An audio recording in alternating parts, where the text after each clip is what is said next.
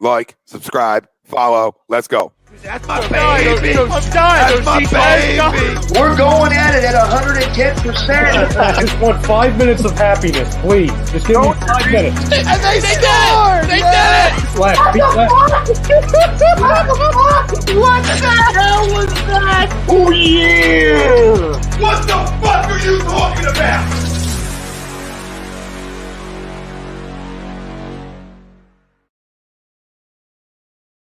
Hi, folks. Bob Mannery here. You're listening to A2D Radio, real sports talk radio for the fans, by the fans, no agenda. These guys are the best in the business. Hashtag it. No notes.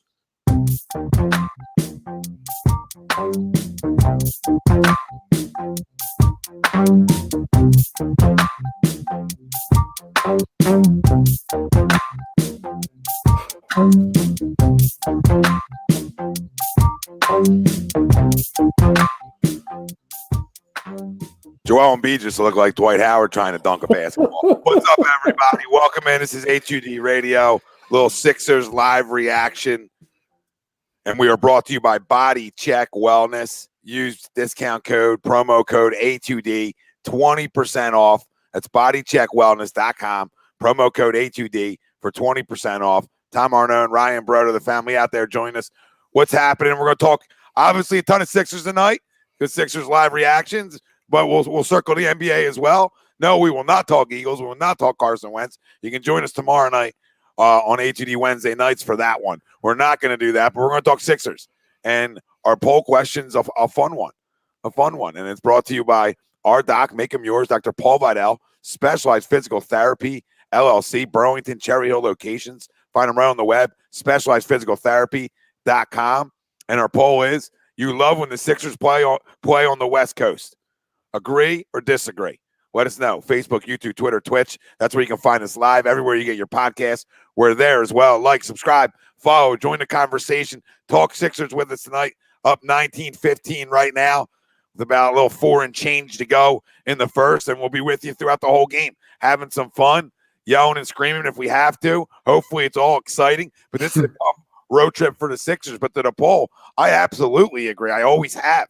I've loved the West Coast trips because usually this time of year I'm working later at night, and this is right when I'm getting home. So this is right in my prime time.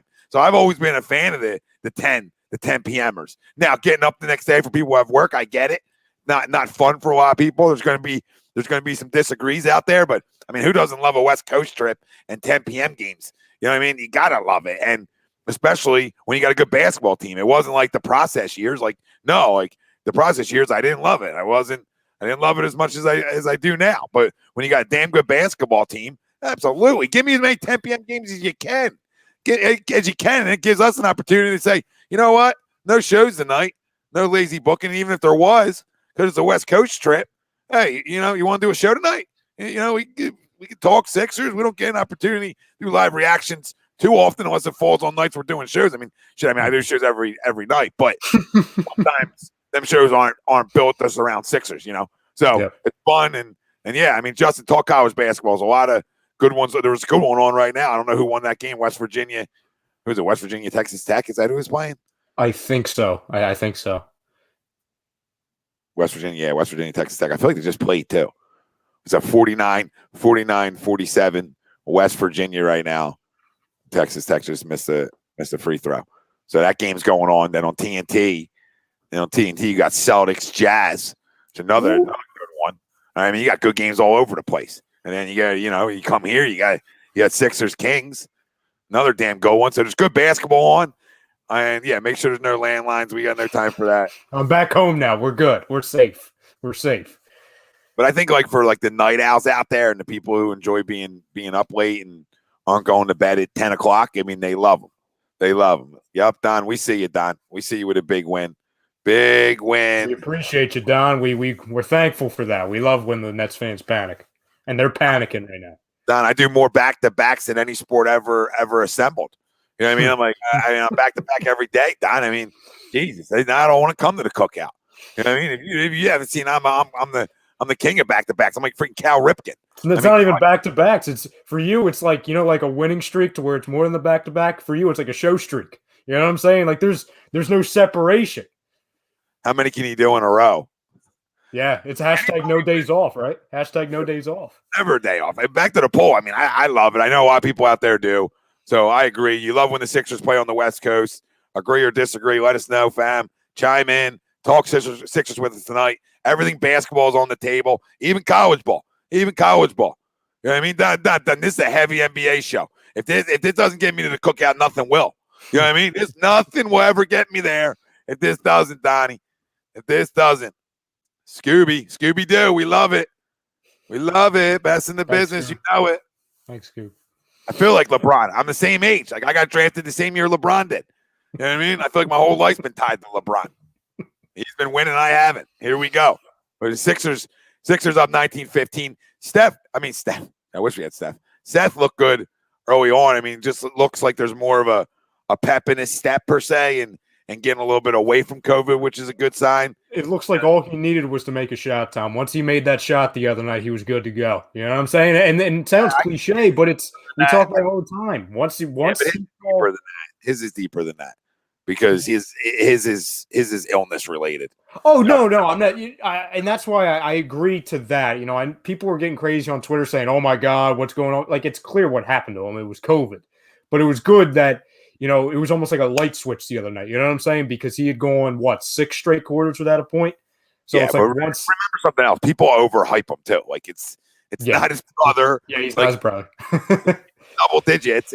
That's a win. Like, you know what I mean? It's just a win. Like, I don't know what people want from him. Like, you know what I mean? He's not his brother. He's a damn good shooter, but he's not even like what is his numbers the more shots he takes too?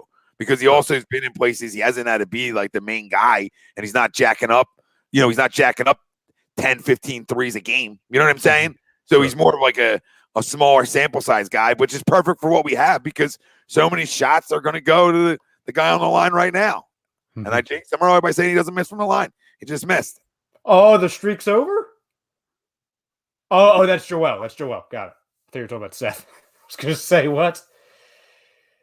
What is it? Jesse. Seth is great for the Sixers, but I swear teams always get the wrong brother. Yeah, but he's not like the other brothers we've had, like Casey Matthews and Scrubs. Like he can actually play. He's just not a guy that you should be expecting to drop 20 a night. Like that's an unrealistic expectation because he's not an all-star. Like he's a good player and he's a perfect complement. He's a complementary player.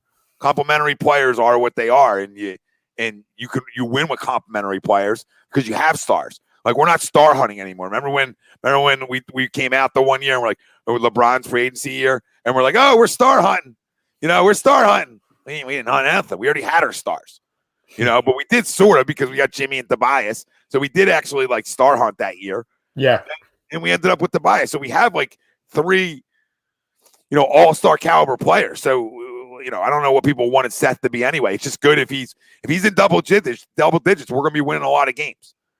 And that's the big thing. Sportsman, A2D Radio is the best in the business, along with Battle Birds Podcast, 5500, and Joe Castro. I love Joe. Joe's gonna be having a show here every Saturday, starting this Saturday. So tune in with Joe, and I know when Brandon can come on, he'll be on with them too. So more Eagles content for you peeps. Look at this, Tom. Look who's sneaking in here. Look who's making an appearance in here. Typical front runner. Look at that. I mean, his mid-range game is the best in the business. Yeah, there's not a better mid-range game in the game. He's so lethal from there. Frank chiming in evening. I don't mind the late games. I try to take in most of the game, but what sucks is waking up to the infomercials at 3:30 a.m. I really don't want to wake up to a doctor talking about prostate health. Well, what's funny, Frank? If they were playing on TNT, you wouldn't have to worry about it. You wake up to something good, like a good show. You know what I mean? The fact that they're on NBC Sports, you're definitely waking up to something in the middle of the night. You're not, but not as bad as the old days. I mean, old days, you're waking up to softcore porn. You know what I mean? So if you're a younger pup, you know what I mean? You're waking up to. I was waking up to softcore porn. I mean, welcome, Prism. Welcome. It's a poll though. I absolutely agree. I mean, it's funny saying like old school here, but like I remember like the old school days of A2D where like we were going to the studio and I would produce a show that would start at 7 or 8, and then I would drive home. And the first thing I would do when I got home is turn on the West Coast games. You know what I'm saying? Like that's a majority because I was producing, we either have a show or I was producing a show. I wouldn't be able to catch any of the games on prime time.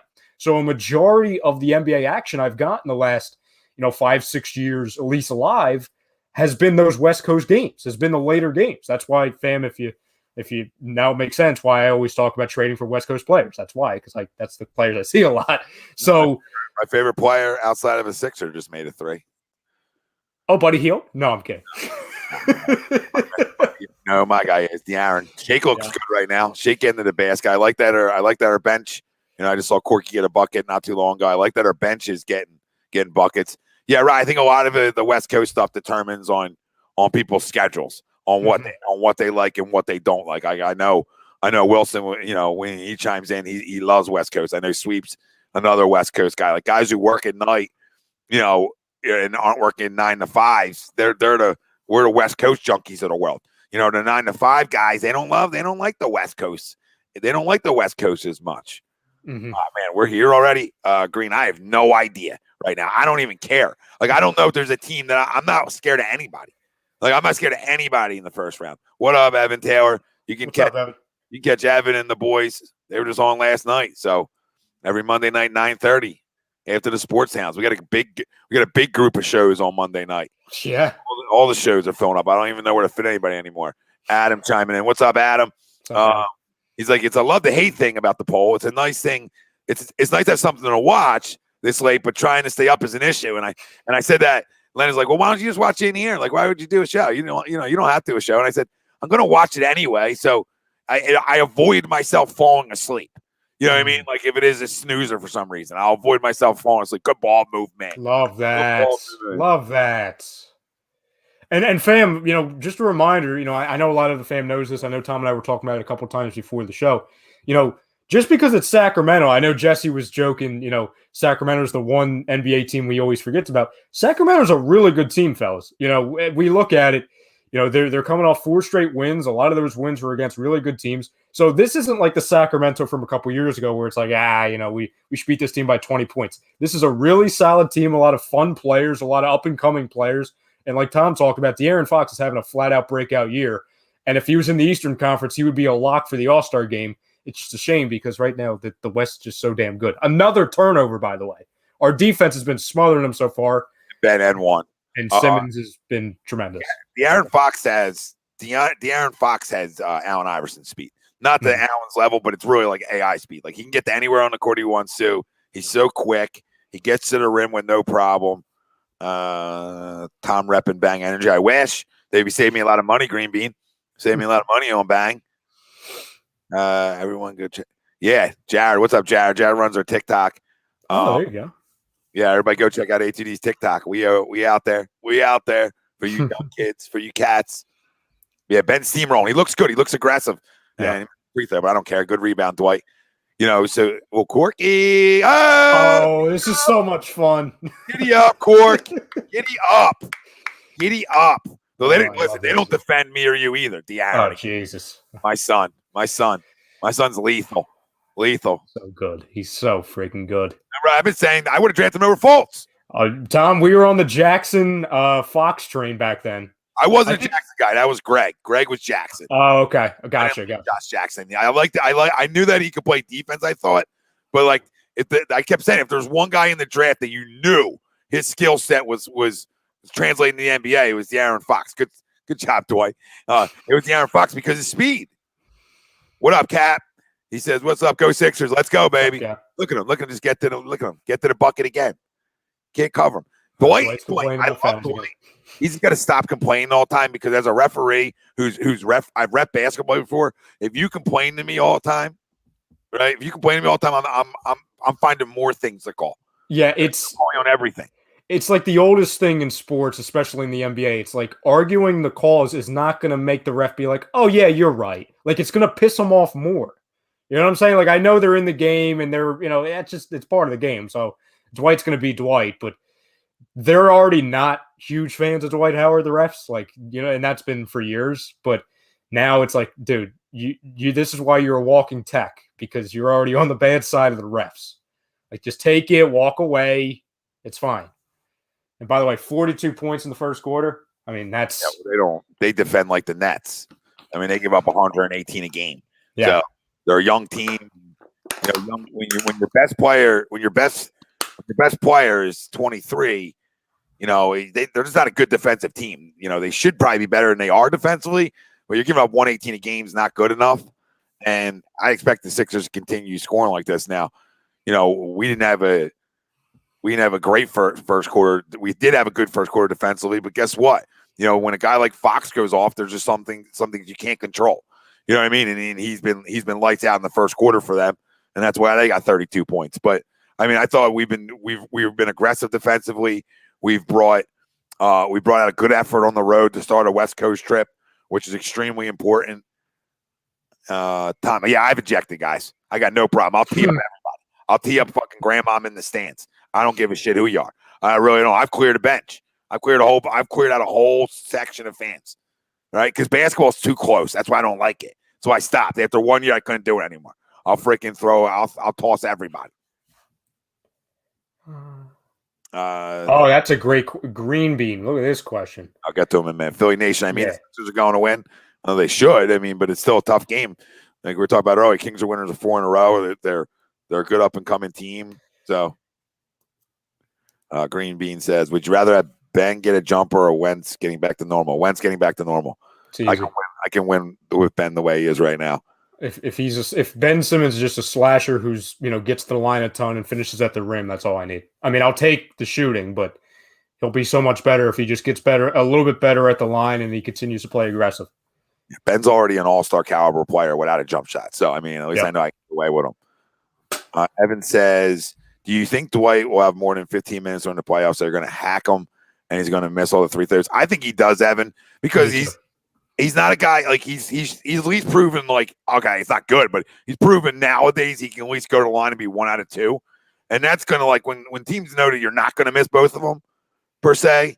But Evan, think about it. In any big moment, he's not going to be on the court.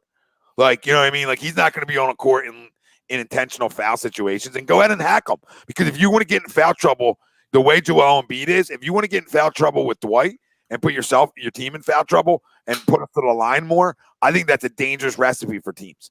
Because if we go to the line a ton, we're definitely going to beat you because we shoot from the line extremely well. So if you get your team in foul trouble, that's my thought of it. Like the one, like if Joe didn't shoot free throws well, then I worry in the playoffs big time to that point, because you could go hack at Joe. But like the thing is your best big man is lethal from the line, and I think that's going to come back and help us in the playoffs. That's another bucket from. So they got Joe and Ben out. So they've got Shake, Dibble, Burke, Dwight, Tobias. Somebody said Tobias was hurt. No, he's not. So that's a good bucket for Tobias. I don't know if he made a shot in the first quarter. What's up, Jimmy?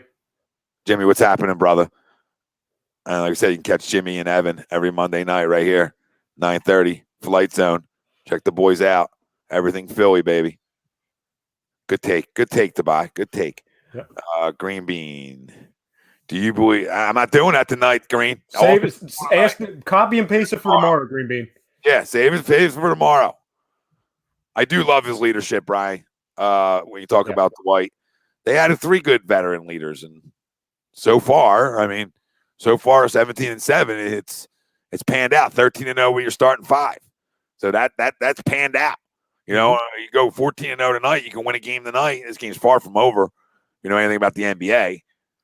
Green Bean, save it.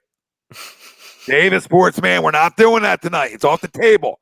It's off the table. I love all you guys, but Eagles is off the table tonight. You connect back in tomorrow night, and we'll get all eagled up.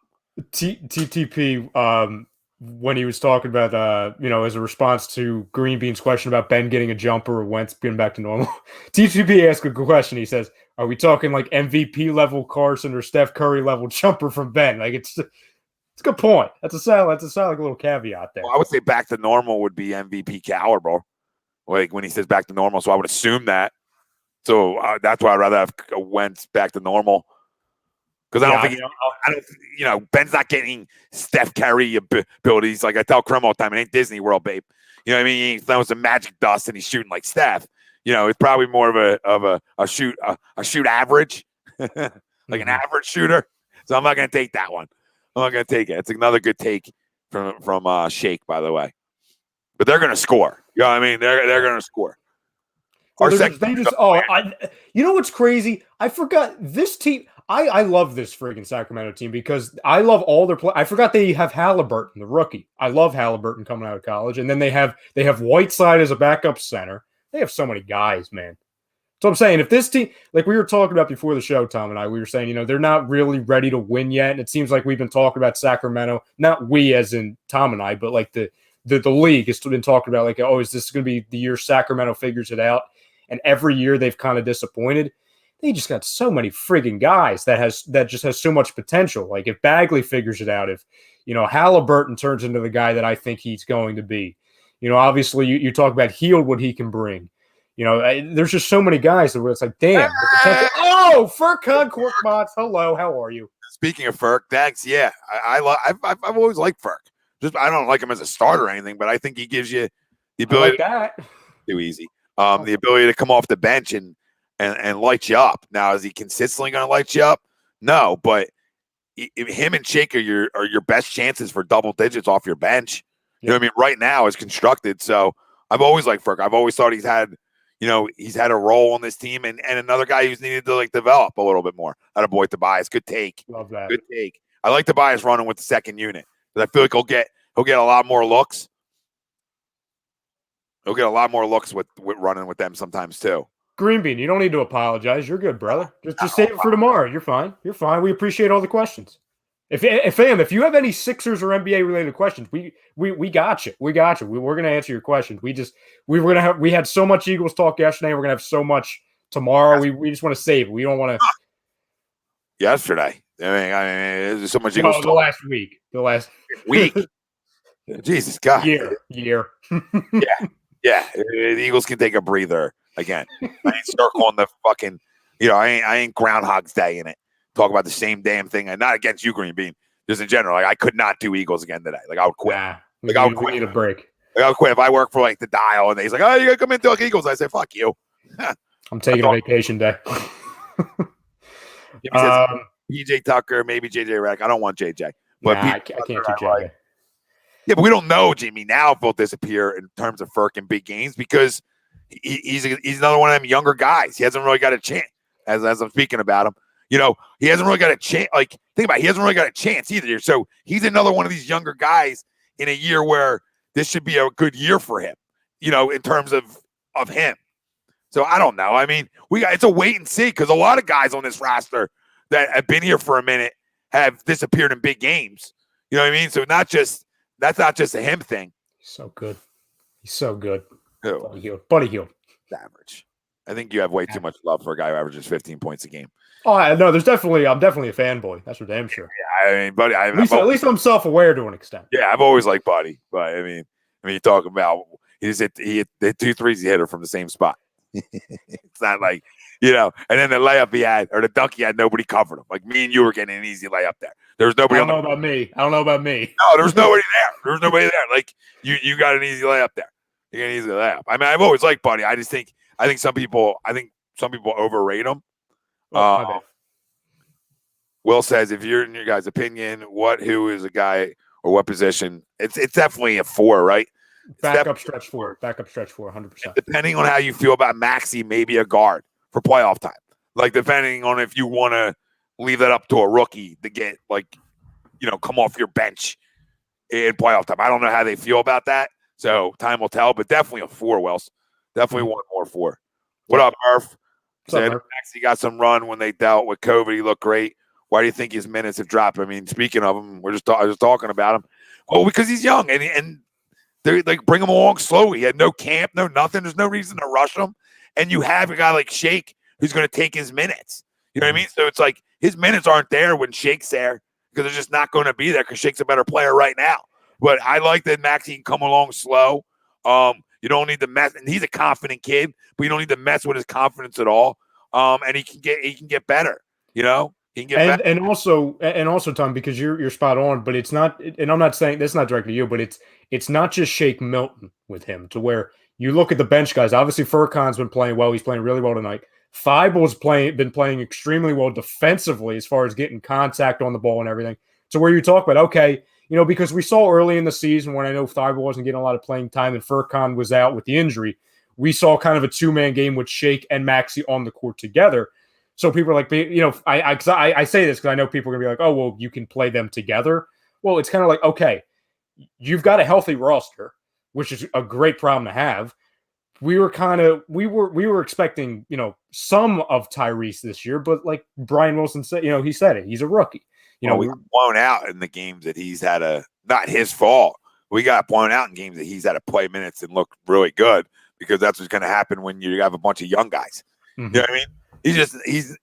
I love Maxey and I think he's got tremendous upside, but like, I don't need him playing significant minutes, period. Like if he gets a run of 8 to 10 minutes a game, I think that's totally enough to get him along in the NBA. You know what I mean? Because next year I expect him to come in. The game will slow down for him. He'll get bigger. He'll get stronger. You know, I think his three ball game will be better next year than it is this year because he worked so hard. So, I mean, there's plenty of time for Tyrese. This time next year, Tom, he could end up being in the starting roster. I'm not saying he has to be, but he could be in the role of Seth Curry next year. I'm not saying shooter, but I'm saying as the two guard. Yeah, we don't know who's going to be where outside of the three guys that are inked up for a minute. Mm-hmm. Danny will be here. I think Danny's a 2-year deal. So, you know, Danny will be here. I mean, I would assume you probably bring Seth back because he's your own guy. So I would assume he's back. But you don't need to, you know, because you want to have a good bench. That's the biggest thing. You want to be able to bring Shake and Maxey off your bench and have instant offense. Like, that's what's going to kill teams, guys. That's what's going to kill teams. I don't want these guys to have to be starters. Like, I got scoring in my starting five. I need a bench that can come in and light you up, and you say, oh, my God, they don't give me a break. They don't give me a goddamn break. It's 54-46, Sixers 7:30 left in the second. Joel Embiid checking back into the game. Glenn, we don't have the stream, babe. No, that's how we disappear on YouTube's. Yeah, that's how we're never here again.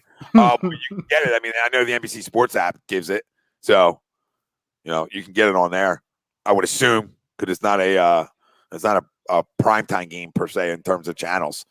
Wilson, thank you, and you know when you guys were talking about JJ, I think 2 weeks ago on Agree to Disagree, I couldn't have said any better myself. JJ Redick, I understand when he was on the team, he was literally one of like 2 shooters for the team. So I think people think, hey, he was our shooter. He was our shooting specialist, quote unquote, even though he really wasn't because he never hit a big shot. That was one hell of a block, by the way.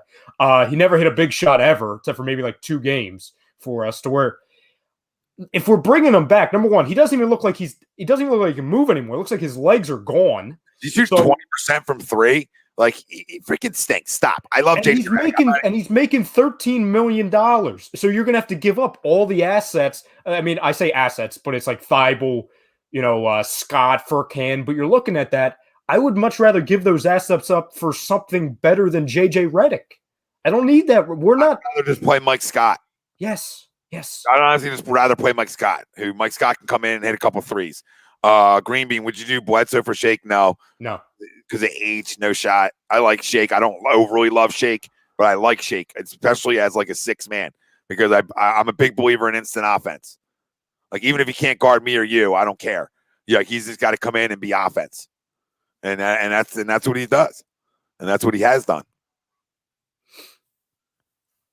Eagle Slayer says he misses Bellinelli more. Yeah, I mean, Bellinelli's not afraid to shoot anything. And Bellinelli, the sad thing is Bellinelli's not a good defender, but he'll play more goddamn defense than JJ's ever played in his life. Yeah, Redick that was literally the worst thing ever to see him try to play defense. Like I said, I appreciate JJ, but it's just not the time. It's not, we have other needs. And there's other guys, if we were desperate for a shooter, I would rather go out and get. And I get it. Like you guys talked about, we've talked about it before, you know, JJ Redick and Joel, they're good together. You know, they you know, the familiarity, the pick and roll, all that. But I can't do that again. He's not the only shooter out there that's available. And I think what we'd have to give up to get him, it's not really worth it, to be honest. No, it's not worth it. I'm not giving up. Like I said, I'll give I think that you're talking about the buyout time. Like, talk about it when buyout time comes, because when buyout time comes, you'll have an opportunity to strengthen your bench a little bit, because you'll be a destination that guys are going to want to come play for. Got to remember that. Like, so in the buyout market, everybody's like, oh, everybody's going to want to play for the Nets. Are they? Because I mean, if we're the best team in the East and we actually have roster spots open per se, even if we do, we might not. Like, dude, they might get to the point where like Mike Scott comes back and they're playing him at the 4 and they decide not to make any moves if they're playing great basketball. Like, if they're playing great basketball, you might not see any moves. Like, you know what I'm saying? Like, everybody's we're assuming you're going to strengthen your bench a little bit. But if your bench plays well, this is a big test for your bench too. Because road trips, I'm the biggest. I yell and scream about it. On road trips, the benches help you win. All right? Road trips aren't about your starters as much. They're about your stars and your bench. Your stars and your bench help you win on the road. Right? And right now, you're getting, I would have to go look at it exactly on what you've already got with 5 minutes, a little over 5 minutes to go here in the second. You know, you've already gotten, I mean, if I had to guess off the top of my head, you're definitely over double digits, maybe like 16, 18 points off the bench already, if I was guessing. I'll check for you. That's good. That's a good question. So, I mean, this is the kind of stuff that gets you, it helps you win on the road. Now, droughts like this don't help you, but this is the NBA. This is part of the NBA. Everybody makes a run. You know, now can you withstand their run? Colin, I disagree, brother. He's not in the doghouse. He's a rookie. He's a rookie. Guys, he had no camp, no usual stuff. He doesn't he was drafted 21 overall, and I love Tyrese, and I think he'd be a lottery pick normal years. Okay, but I don't have to run him a bunch of minutes. Why? No. Why? Like, for what? Like, I have guys to do it. Like, bring him along slowly. There's no reason to rush him in any way. He has a great work ethic. He's only going to get better. It makes no sense to rush him. And listen, wherever you're listening at, I need you to do me a favor. All right? If you're over on YouTube, all right, I need you to hit the like button immediately. I mean, 68 people looks like they're watching already. 17 likes, unacceptable. Let's go. Fuck with the algorithm. Pound the like button. Pound the subscribe if you just joined us over on YouTube. If you're over on Facebook, pound the like.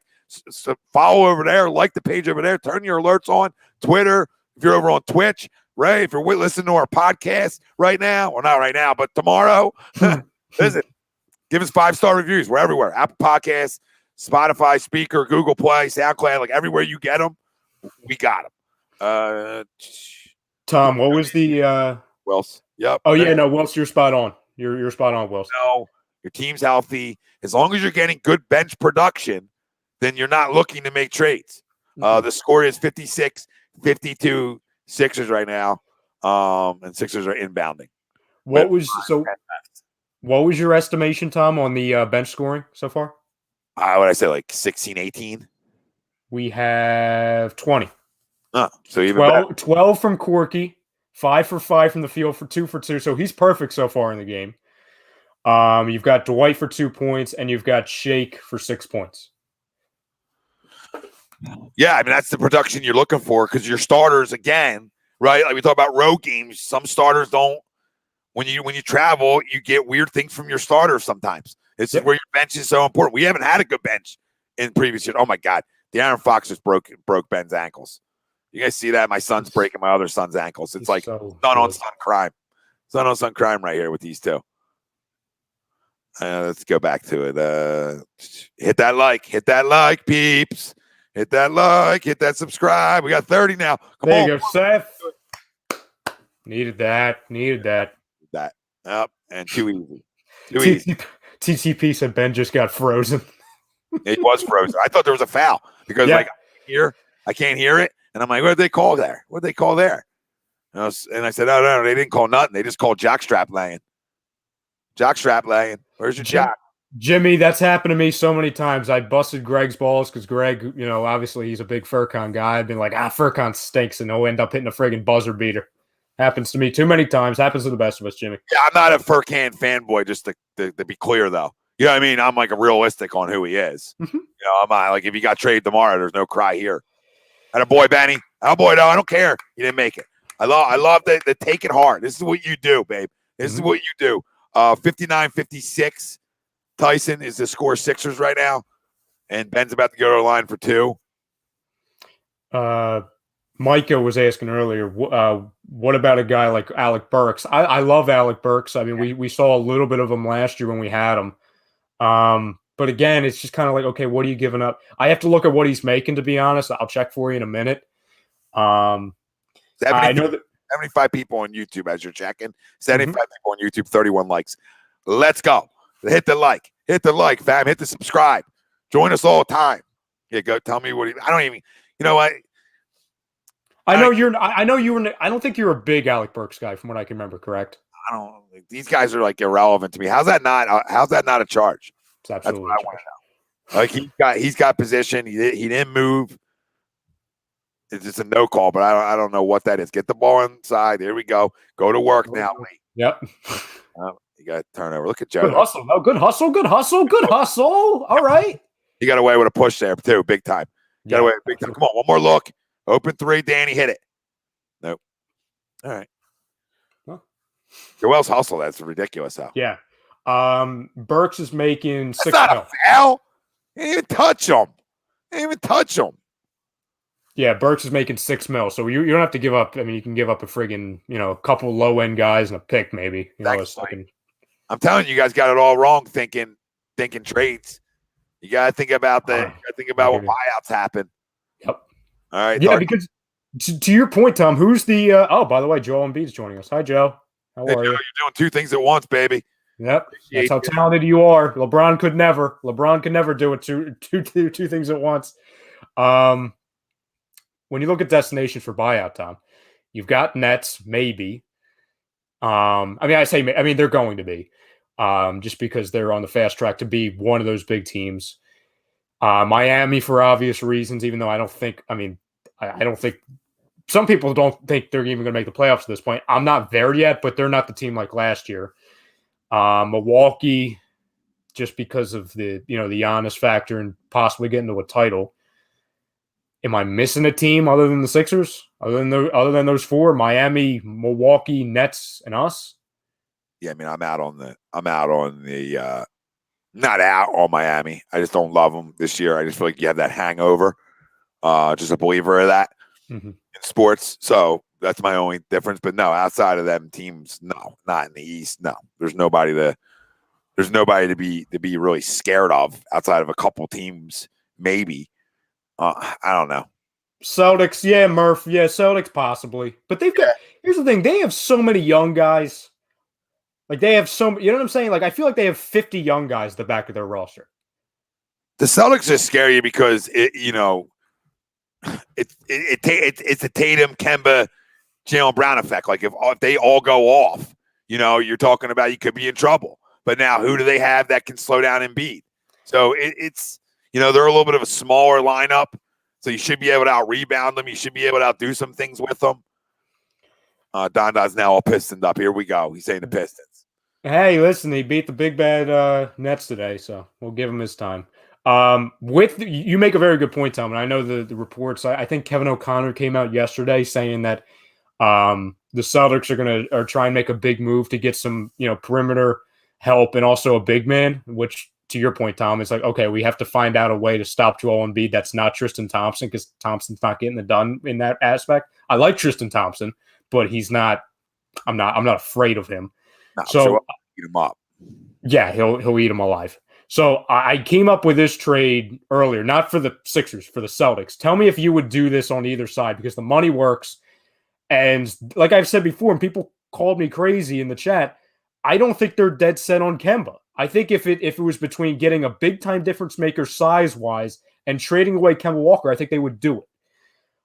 Especially because they've been trying to trade Kemba Walker behind the scenes for like a year, ever since they got him. So I have them doing a trade with the Orlando Magic, and it would be sending Kemba Walker, Robert Williams, and Romeo Langford to the Orlando Magic for Amino and Vucevic, who's having a phenomenal year. Yeah, I can see it happening. Would you do that if you're both sides, or especially with the Celtics? Because you've still got, you've still got your two, young pieces with Tatum and Brown leading the way, and then Vucevic is no slouch either, and that also gives you some size. And then you're sending Kemba. I'm sending Kemba, because he has the money. I'm sending Robert Williams, who's making $2 million. So you're sending a young center back.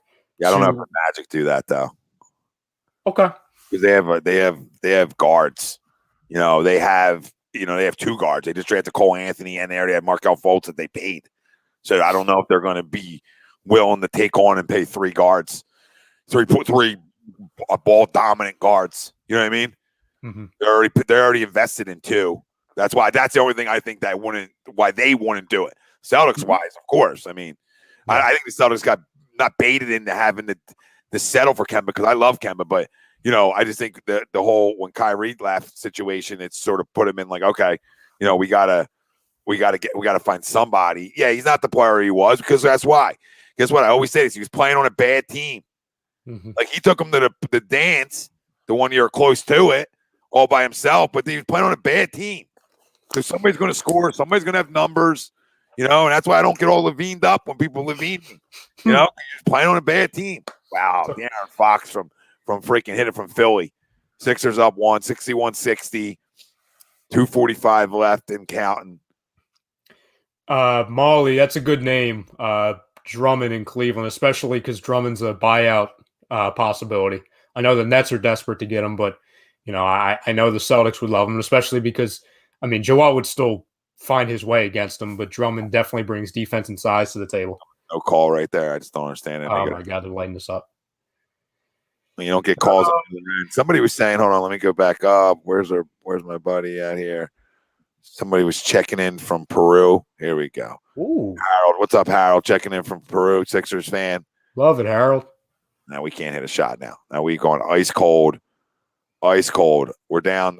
There's no way. No friggin' way. We're not missing now. Now we're down 5 with under 2 minutes to go here in the second. So this becomes a big possession, because they've been on a 25-7 run here over the last 7 minutes. And our starter's been in, which is completely unacceptable. Attaboy, Seth. Right. Attaboy. Much needed there. 3-ball Seth, 66-64, 138 to go. Yeah, our starters have not played well here. And it started with our second unit. That's a walk. Yep, that's a walk. A2D International, it, Don. Yeah, I don't know if they were ever really I know they got him. I think they almost got him because they were forced to, because of the Kyrie. You lose out on not lose out on Kyrie, but you move on from Kyrie and Horford. They lost. I know Horford wasn't great for us, but in one offseason they lost Kyrie and Horford, and they saw all those guys go to Jesus God. A shot. Is that him again? Hield? Yeah, it wasn't him last time, but that was him again. Yeah. No, it was Halliburton last time. It's like all of our kids. It's like watching all of our kids. The ball. Get him the ball. He's wants it against Bagley. You're not getting him the rock. Take it, man. What was that? Jesus, God. That's horrible. That was horrible. That's a terrible possession. 28-10 run. You've got an inside track of the basket, and you push it out to Seth Curry, who was double. Oh, my God. Can we get to halftime, please? 71 points. And we're laughing at other people the way they play defense. We're laughing at the Nets the way they play defense. We better come make our adjustment here in the third quarter. This game's long from over. This is a big possession, too. They need to get a bucket here. Yeah. You stop, slow to bleed. You're going to go on a run. Slow to bleed. Good take. That's a good take. It's a smart basket. You can listen. You can get that every time. Pick and prod away. You don't have to go for the big play every time. Get some key possessions, force a turnover or two, get the smart basket. That's what we were doing in the first quarter. We weren't doing anything spectacular early. Boy, good pick a pocket. Shoot it. Nope. Oh, still a good stop. All right. You go down, and we're down 5 going in the half. Long game, guys. Nobody panic. Listen, everybody on YouTube, I see there's over 90 of you watching right now. Hey, listen, do us a favor. Hit that like button. Subscribe. Help us out. Help us grow. Join the conversation. Jesse, Danny Green is what he is. You know what I mean? He is what he is. This is why, listen, we're not for Danny Green's sake, but we're going to hit the buyout market and grab somebody off our bench. Okay, so that's why I don't even like talking about it. I'll just talk about what we have right now, because I assume they would if they feel like they have weaknesses. You know what I mean? I just assume they would. Yeah, they got to put Ben on Fox because, listen, nobody's covering De'Aaron Fox. That's the biggest issue here. I mean, you see how lightning fast he is, and he's hard to cover. But Danny Green, Seth picked his pocket right there. But these guys aren't fast enough to cover him. Nope, not at all. Joel's probably, Joel's only gotten 5 shots. So they got to do a better job of getting him the basketball because that's not going to get it done. Not going to get it done. We've scored the basketball. It's not that, guys. We got to figure out how to get some freaking stops because they flat out scored the basketball. Fox going off for 23 and Hield's going off for 17 in the first.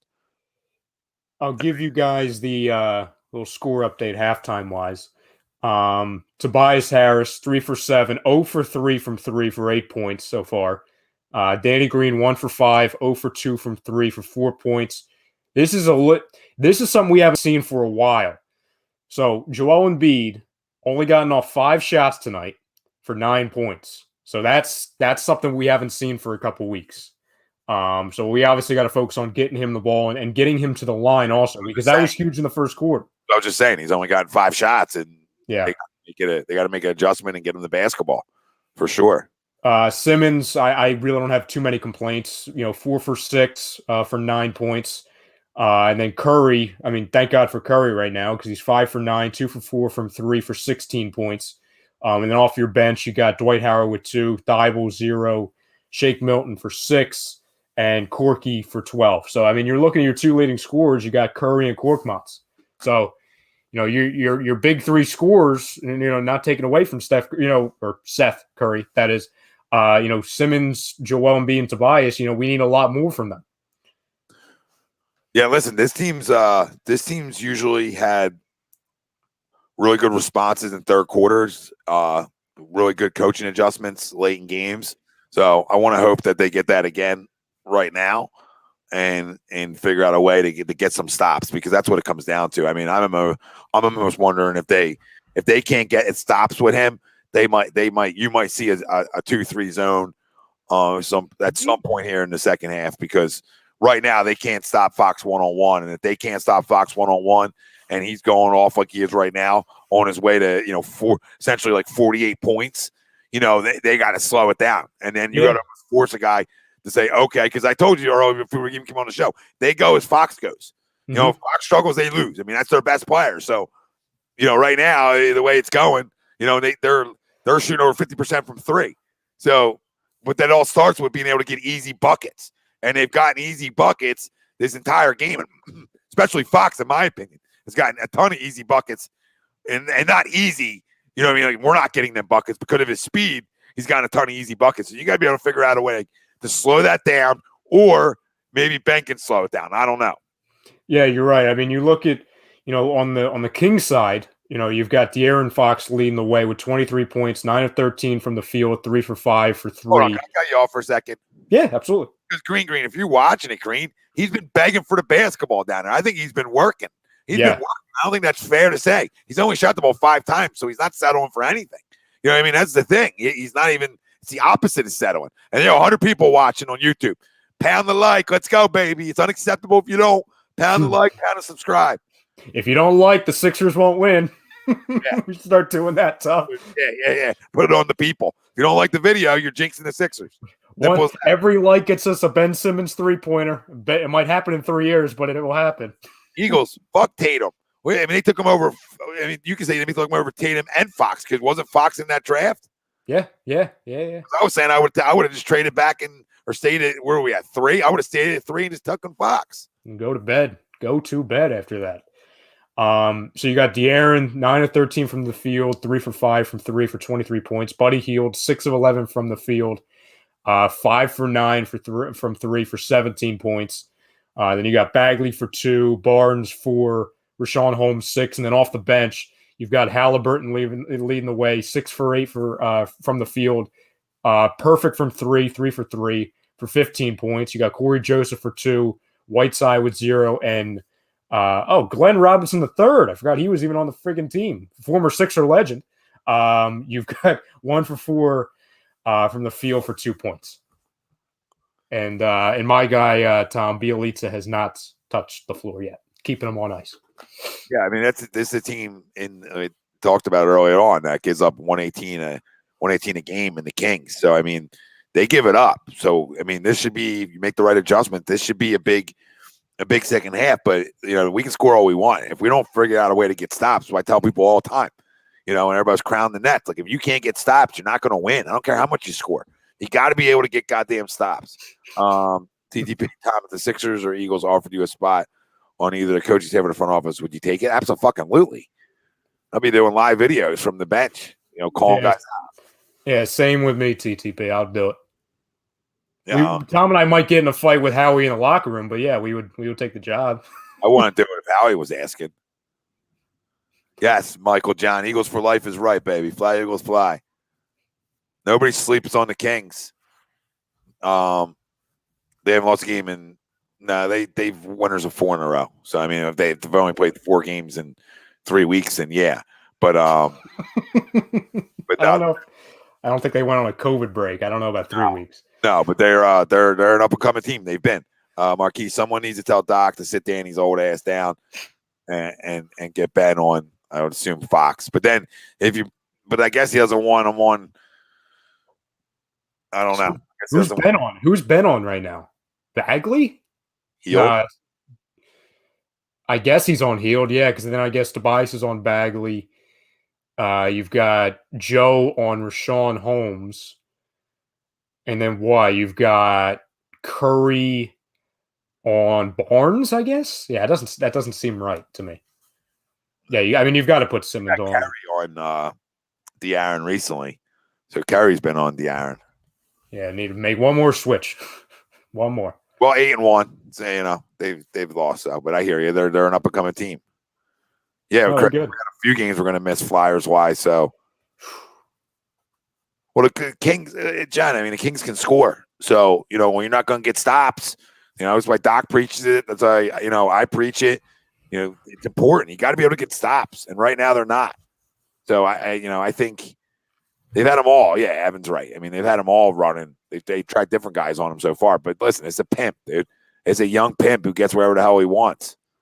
Yeah, I don't think it's a trap game, Eagles, because it's the first game of the trip. I think the last game of the trip becomes trap games when you're about to come home. Well, it's a 2-game roadie, right, Tom? We've got 4. Oh, 4. Yeah, it's tonight and Friday. Is it Friday night? No, Thursday. I think it's Thursday. Night, TNT Trailblazers. Saturday Suns, and I want to say Monday is Jazz, maybe.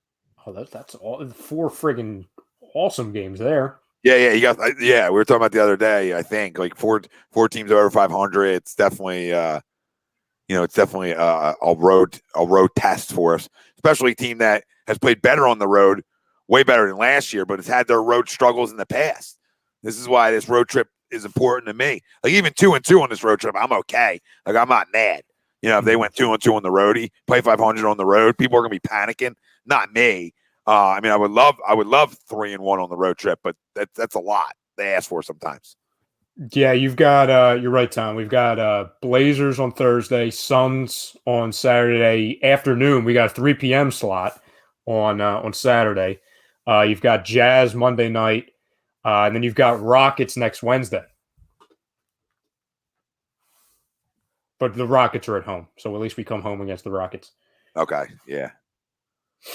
And then we got your boy Tom next Friday coming to town. Zach LaVine, prime time. Zach LaVine, Tom. Little A2D Fan Friday. Zach LaVine live reactions next week. Well, hopefully my son's here and I don't got to be on. I was gonna say I can hear the excitement I can hear your excitement through the microphone, Tom. Thrilled to hear everybody tell me how great Zach LaVine is, and they probably lose by 20. Don saying, can I ask you guys a question? Should the NBA have an All-Star game? I don't know, Don, but I'll tell you what, the voting that came out in the first ballot of the All-Star game, I'm not a fan of. I know it's the first wave, and I know a lot of it's the fan voting, but if it's any indication of what it's going to be, I'm not happy with the back end of it. Don, to be honest with you, I don't care. I'm not a scientist to know. I see no plus of playing an All-Star game this year. I just don't see the point of it. You can still have your votes. You can still have your selections. Do it a different way. Be creative. All right? You got to be creative this whole fucking time. And now's not the time to not be creative if you're the NBA. Just be creative, dude. Like, and nobody cares about an All-Star game this year. Like an All-Star weekend, like, no. Let people get back with their families. Let players get a little breather. The season was already shortened up from last year. You know what I mean? For a lot of guys, like, let guys have a week down, man. You know what I mean? Like, honestly, that's how I look at it. I don't want my players playing in it. I agree. Joe doesn't want to play in it either. I mean, you heard his nah. You know, and why LeBron? I mean, whatever LeBron says goes. So I mean, like, I actually don't always agree with LeBron, but I do in terms of the All-Star game. Absolutely agree with him. 120%.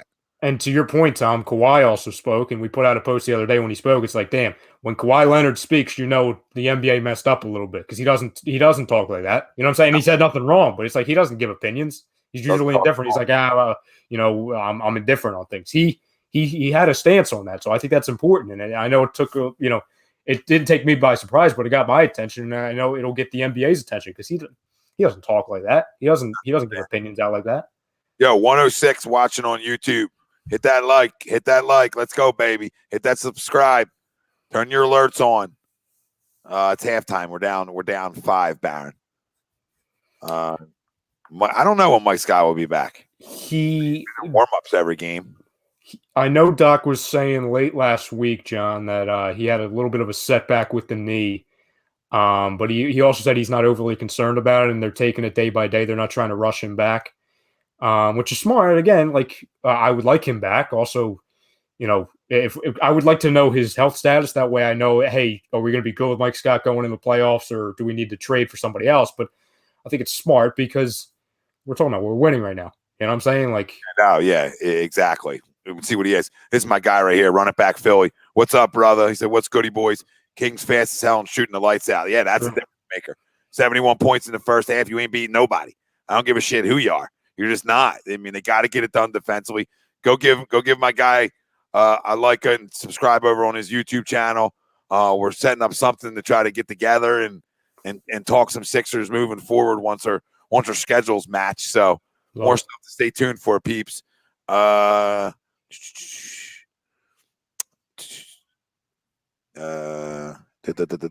was that? Cole asks, he says, but is Mike Scott going to make a difference? Love Scott, but yikes. He is, because you're not going to have to play Tobias Harris 40 minutes. You know what I'm saying? Yeah. Can he hit two threes from a corner in a game 3 that becomes important, right? I mean, that's role player definitions, right? Like, I don't need Mike Scott or my backup 4 coming and dropping 25. Like, I don't expect it. But can you come off my pine and give me double digits? Can you be above average from 3?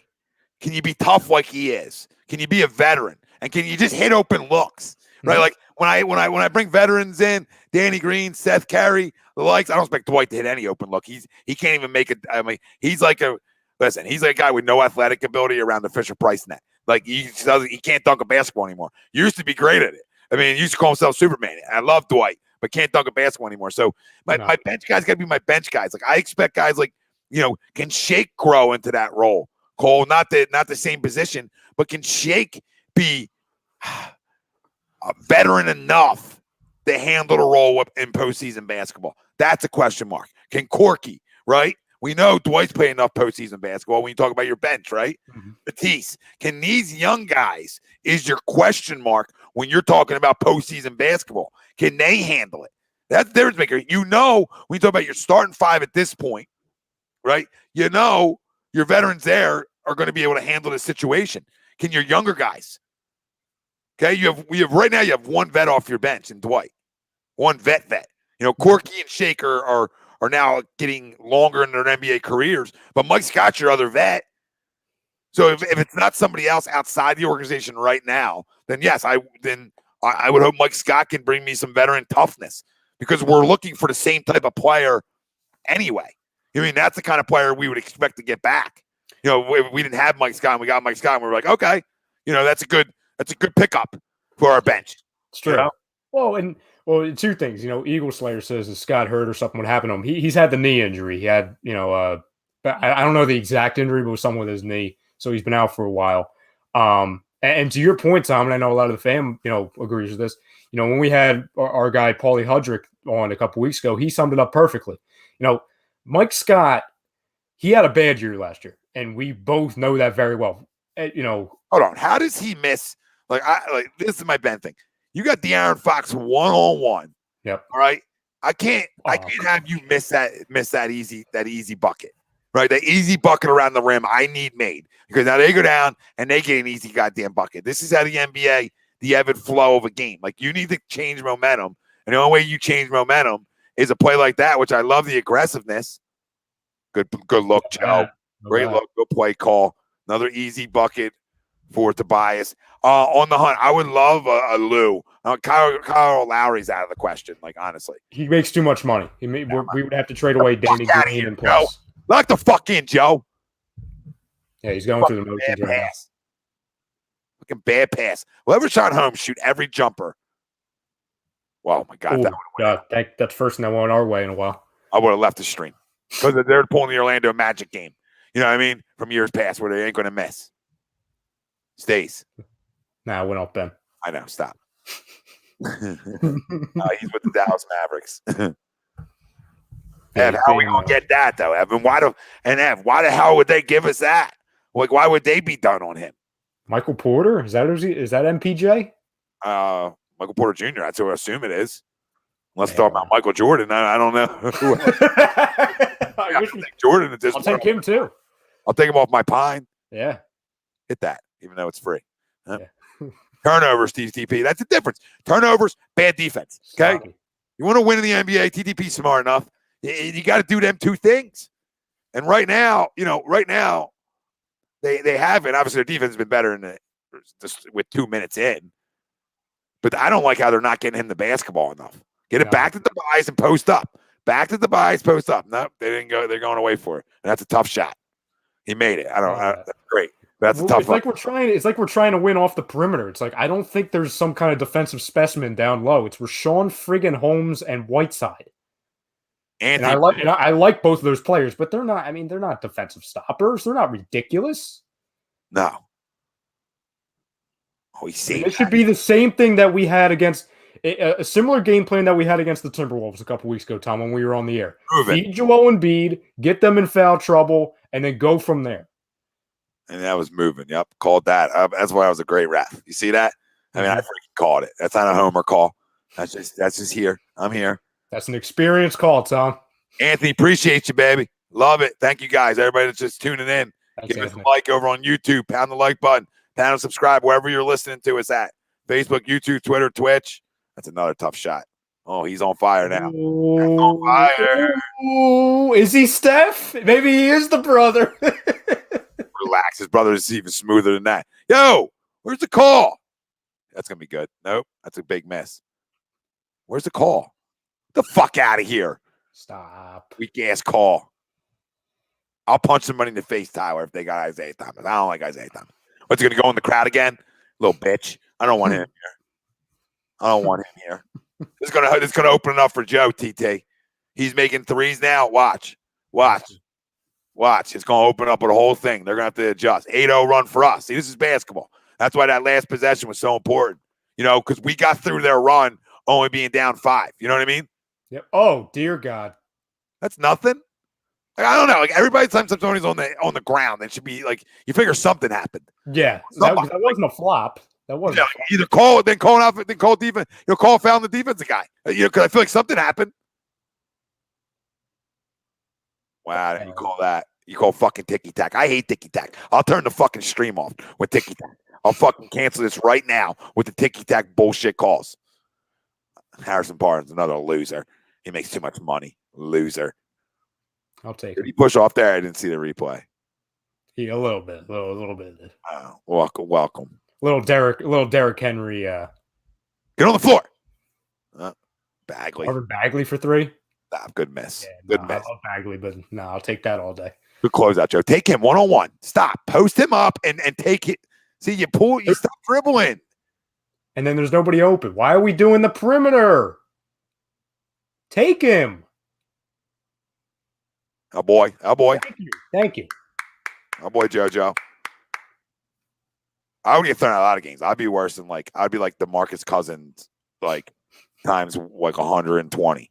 You know what I mean? You'd be like, God, dude, does this guy have the all-time record of tees for a player? Yeah. If he would have shot that would have been his brother. They won every walk.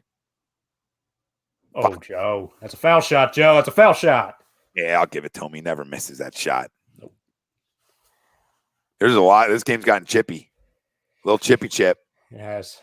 Close out. Bagley for 3. Again, I'll take that. Keep letting them do that. Well, they're due to miss some. That's why we got to keep this run going. Yeah. Get the fuck out of here. You're calling that. And here we go. Here we go. Tom's got money on the game. Fucking bend them over. It's a horse shit call. I've never seen so many offensive foul calls go against us. I watch a lot of basketball, and I don't see as many offensive fouls, and we're getting away with it because the Kings went cold a little bit. Oh, just take it, dunk it, and take. How does he lose that?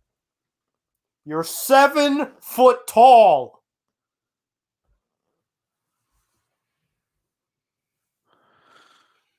I want to see that replay because I want to see they obviously knocked it away.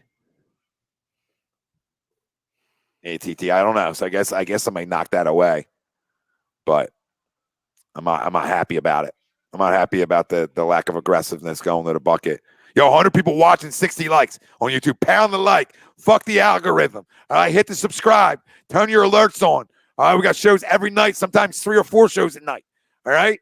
Got for everybody, baby, for everybody. Yeah, Jimmy, the Kings bench isn't good enough. That's another reason why they're not fully there yet. But their starting 5 is very good. Very good starting 5. Or is Jimmy talking about how they're celebrating? Like the obnoxious celebration. Like, you know how the old school Nets to where they were doing the stupid dance on the side? I actually lowered the zoom of my comments to my right of me, not on the screen. So when I read it, and I read it quick, it's very small. So it said I lowered it so it wasn't smacking me doing stuff. But whatever. I thought he said atrocious. That too. I don't think their bench is really any good. It's okay. It's nothing to crown, but they are obnoxious too. Very obnoxious. Come on, fucking bad pass. Christ. They get sloppy to turnovers. Pound it for me. Pound it for me. I hate poor play. Come on, Joe. Get a fucking hand up. You bitch. Call a timeout. Call a timeout, Doc. Call a timeout. You're going to play this shit on me tonight now. Oh, you want to do a show? I'll do it. Yeah. Let's do a show, right? We'll do a show. Go until 1 in the morning? Yeah, I text you. You know what? I think we should do a show out of nowhere. Me too. Nowhere. 102 watching, 66 likes. Pound it over on YouTube. Takes you 2 seconds. They're fronting Embiid. Yep, they're doing a good job of fronting Embiid and double from the back. They're trying to make somebody else beat them, and nobody's really, besides Seth, taking it on to beat them.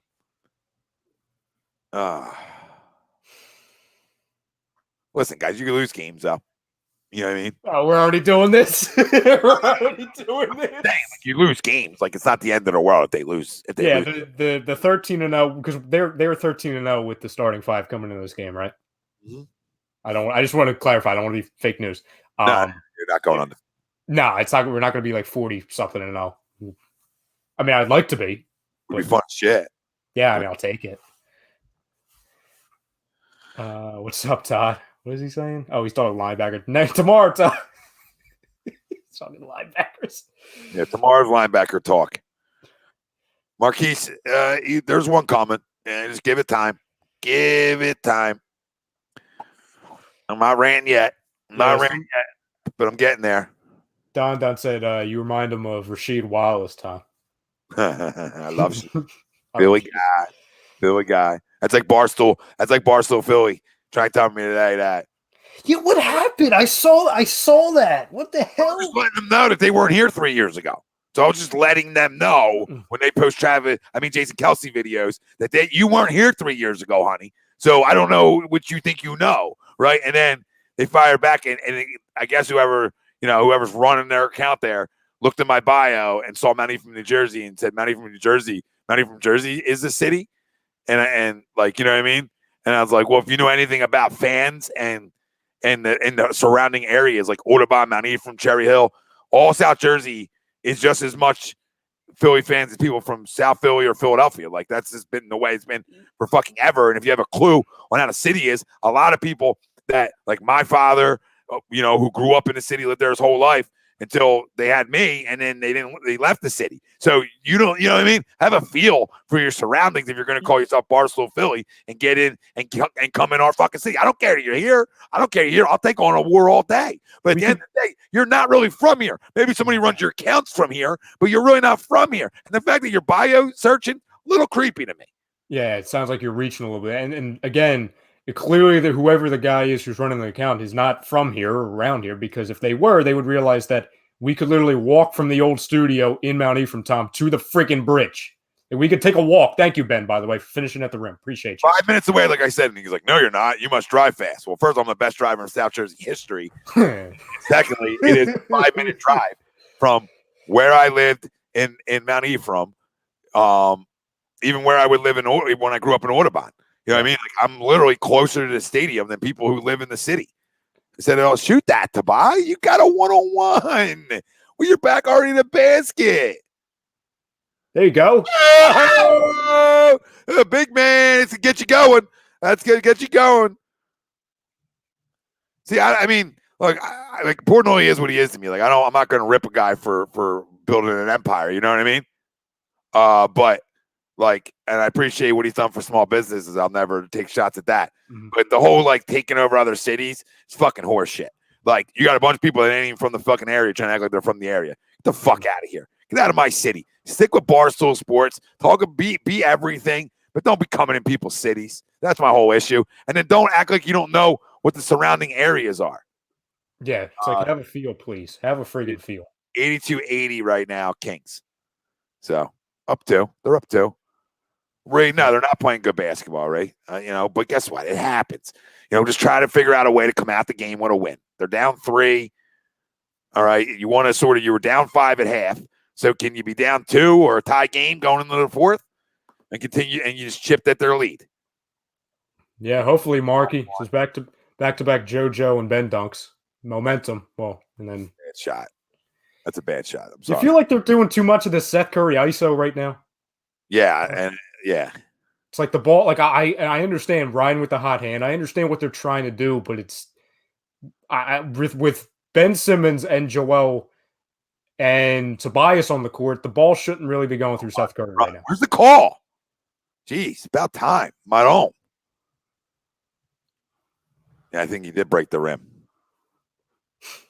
I think he did. He's fucking, imagine getting in the way of that. Imagine getting in the way of that. That's good times. Yeah. In the way of that one. TTP, I am not are you talking about the low angle, camera angle on this game? TTP, I was screaming about that before we came on stream. There you go. Just give it to him. Thank you. Just eat it up. They called that on the floor?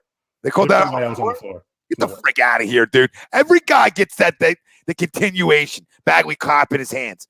Fuck you, Marvin. Yeah, no. Get the continuation. It's continuation. It's a fluid motion to the basket. What do we do? The joke.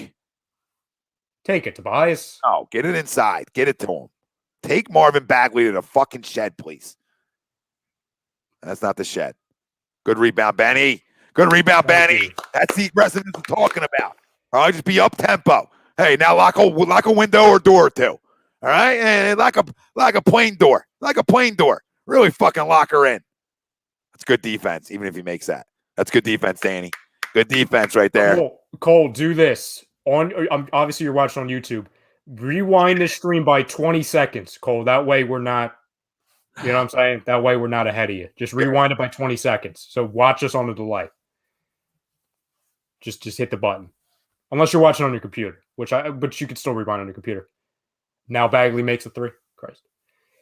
All right, we're down 2. We're down 4, sorry. I feel like doesn't it feel like we should be down by like 12 right now, Tom? Yeah, I mean a little bit. We've played better here in the 3rd. Damn, they've shot 29 shots from 3. Where's the call? No, it's not. They call that, but they don't call everything else on the other side of the floor. On that? Nah. This is a joke. This is a joke. He has no position on that. It's a fucking disgrace. I hate this shit. I hate this shit. Tom, what was the line on the game?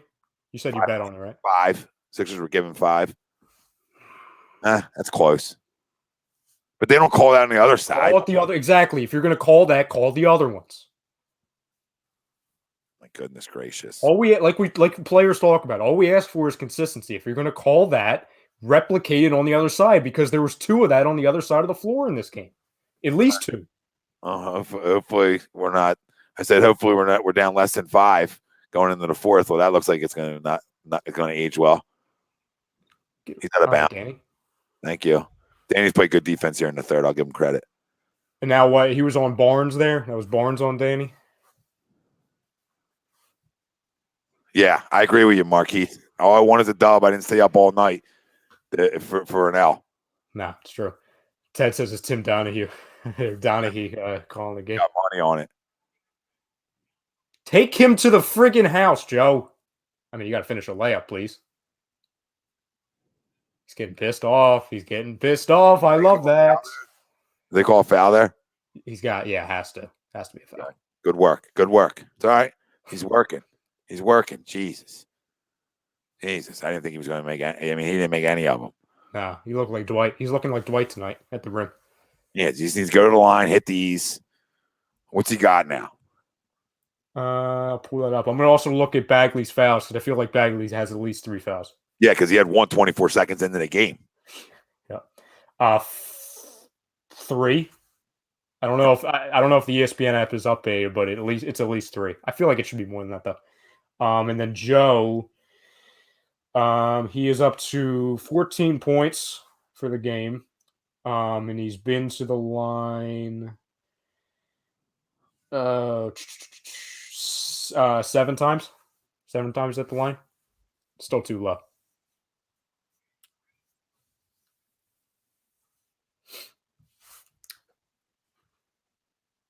Let's see here. You've got. All right, JoJo. My boy. Go to the line, hit your free throws.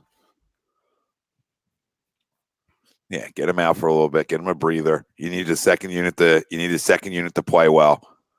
What's up, family? If you're all just joining us and you're first time here, it's the A2D Radio, Agree to Disagree Radio. This show is brought to you by bodycheckwellness.com. You can use promo code A2D for 20% off. I love their products. I just got my wellness pack in yesterday. Riley Cote's big part of it. That's a moving screen, by the way. Sorry, Tom. Joel has a bloody knee. Yeah. He's bleeding through his sock. Yeah, hockey players get hit in the face with a puck. He'll be all right. No, I'm just saying, anytime that's absolutely offensive foul. That's absolutely offensive foul. What's he got, a Kurt Schilling? It looked like it, yeah. That was such a freaking shove by Simmons. I actually like it. Get a timeout. We need a breather right now. Or even breather. Yeah, Ted. He ran him over. Ted. He ran him over. I mean, you see the bench go crazy there. 2, Mr. Andrew. Down 2, 84-82. I believe. 86-84 now. Yeah. There we go. Same down. Some down 2. Yep. Why, Donovan? Why? Why are you saying that, Donovan? What the hell? What is this child saying now? I don't want to talk Eagles, Don. What are you doing to me? Hold on. Bringing me back in. I gotta check. I'm sorry. Oh, Jesus. What? What's his Instagram say? So he put out a story 2 hours ago. I guess this is what you're talking about, Don. 396 yards on 31 catches, 54 targets, missed 5 games with a torn UCL in my thumb. Had some adversity this past season, and it wasn't the type of season I wanted to have. Never have and never will be. What this year taught me is that you have to go through something to be something in life. Patience, trust, and most of all, resilience. This is only a stepping stone for me. Is that what you're talking about, Don? I mean, that's okay. I saw a paragraph and I thought that was something bad. Oh, that doesn't do anything bad for me. No, I'm okay. That's like the smartest thing he's probably said ever. Yeah, I don't have a problem with him. I mean, he is a baby. I agree with Jesse. Yeah. I mean, he's soft. I mean, he's soft as Charmin. I mean, talk's fucking cheap, babe. I can go write an Instagram post right now about whatever I want.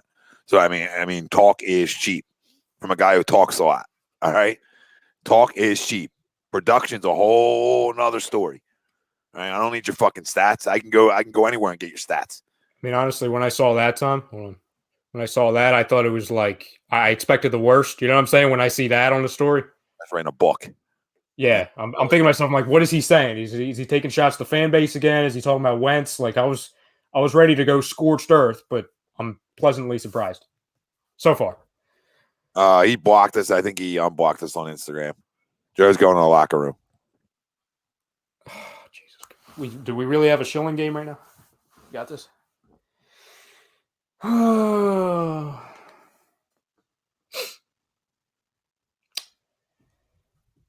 We were having so much fun in the first quarter, Tom. This will be an L if you don't come back in. You can Nope. book that. Unless Seth does what he does and we got Tobias going hot. Yeah, Eagle Slayer. Ben blocked us on the after the, and I'm not even joking, like it literally happened this night on the 1 point game against the Celtics. He blocked us that night. I wasn't nice to him on some crumb in the days too. So Well, he's got to grow up. He's got, you know what he should do though. that's why Jalen blocked us initially. Mr. Sanders unfollowed us. You know When? that, right? Recently? Yeah. Why? I don't know. Probably a child. Probably, God forbid, we were critical. I don't think we were always nice to him. On a show of him a little bit, but I wasn't critical. There was no critical post about him. No, Was there? I don't unless it was a clip from like a show, maybe. Like I know Brinkman had some things, but I don't think it was ever anything egregious. Whatever. Like, but again, like you're gonna unfollow No, somebody. that's good. That's good. Yeah, that wasn't goaltending. That's not goaltending.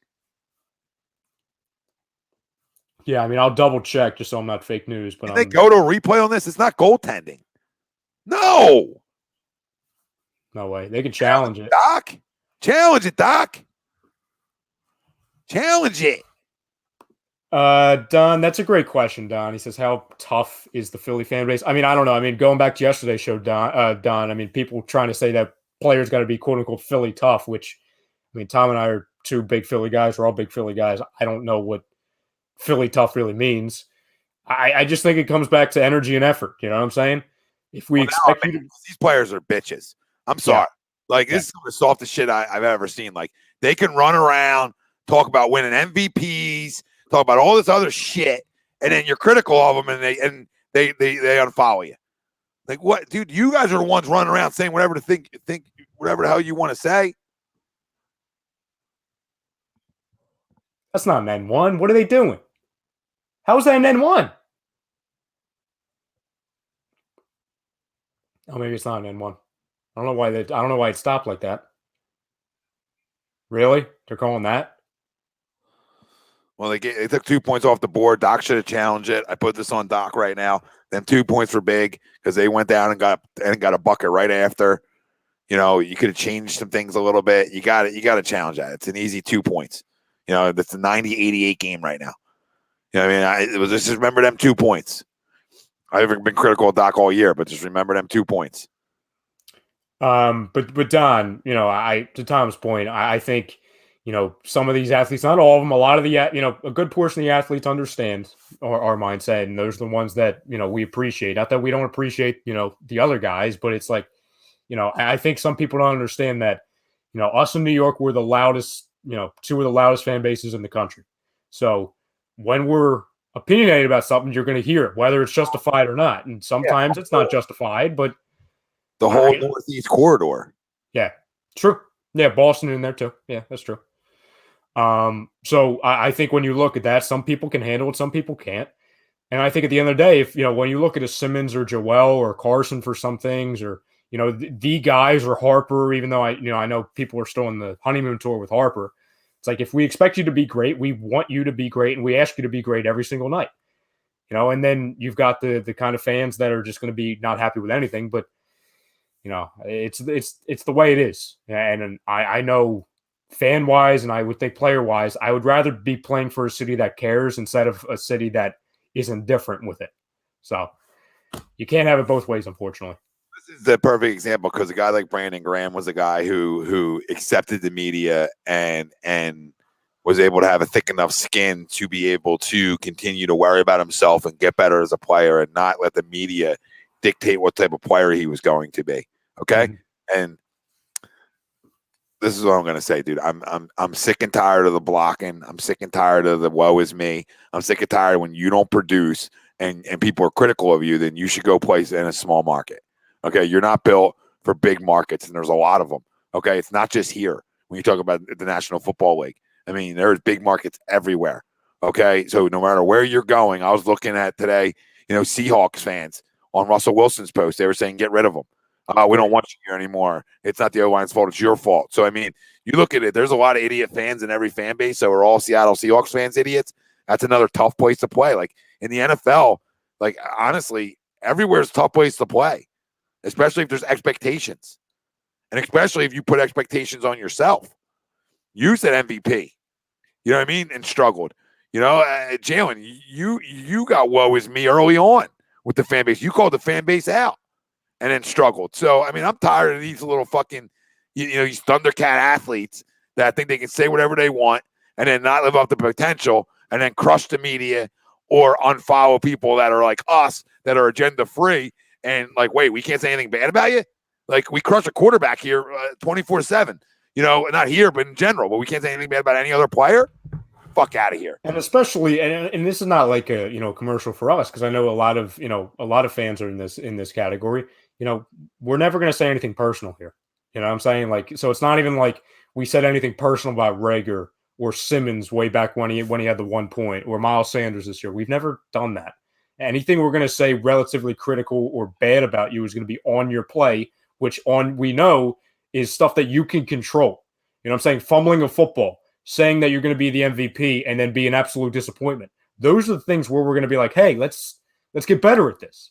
And I would honestly think, like Don says, hey, wouldn't you think these players would be motivated to, be better after hearing criticism? Unfortunately, that's not the case anymore for, I don't want to speak for all athletes, but I would say a lot of the athletes, because they come in, to your point, Tom, at a very young age, and they've got the Superman syndrome. You know what I'm saying? They've got the, oh my God, I'm 18, 19, 20 years old. I've got so much money. I'm a celebrity. And it's like, hey, I'm a superhero. I can do no wrong.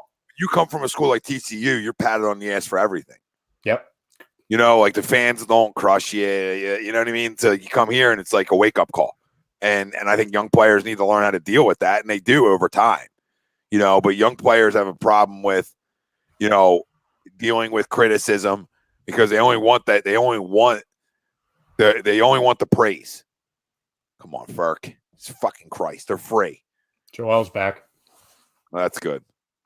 We are, Anthony. We are. People get us off track. All right, down 5. Ferk's got 2 more free throws. And he's already missed 1. I guess that was a 2-point play. What did I miss? How was that a 2-point play? Got some weird stuff going on, Tom, with these calls. I mean, my eyes, pretty sure that was outside the 3-point line. Okay. Jesse, tomorrow night we'll talk more about it. I can't do it tonight. I can't. No, Jesse, Claude's a guy who's hockey players are better with it. But young players are always I don't want to say an issue with it, but some of them have trouble. They don't have that thick skin. You know what I mean? Okay, foot was on the line. They don't have that thick skin to be able to deal with a guy like me. Right? Because I can love you and tell you had a bad game. And I think that's where players misinterpret. Right? I'm not a run you out of town guy. Right? Unless you do too much of this and you don't perform. Right? Then I'll run you out of town. I'm not the Mr. Run out of town guy. I want to run out executives and things like that. Right? Mm-hmm. I'm the first guy to call for an exec's head more than I am a player. So, I mean, I think people need to start being fair on how, I'm speaking for myself, how I go about my business. So if you're a crumb of the day it's because you didn't play well. Sixers were crumb of the days. I'm looking at my memories from last year. They got a lot of crumbs of the day throughout this little stretch because they went on the road. They were atrocious. They weren't good enough. There was a lot of things, and I smoked them. And then I'm the first one to tell you that. Well, hold on, they're not expected to win right now a championship. Mm-hmm. But I'm also gonna just keep it real with you. So yeah, Jacob, I think I am ruthless to a point, but I also think I'm fair because I'm an energy and effort guy. So I'm gonna control what you can control. So if you're Jalen Reagor per se, and you come out and rip us, hold up. If you're Miles Sanders, you talk about MVP, and you struggle, right? I'm going to be critical. I'm not looking for things. Ben Simmons, if you're not aggressive, you're going to hear from me. Joel Embiid, if you're jacking 10 threes a game and you're not in the post, you're going to hear from me. So, there's times where guys I love, and these are guys Joe, Ben, I love them too. Carson, I love Carson, but I'll rip Carson. He was crumbing a day this year too. So, guys get it.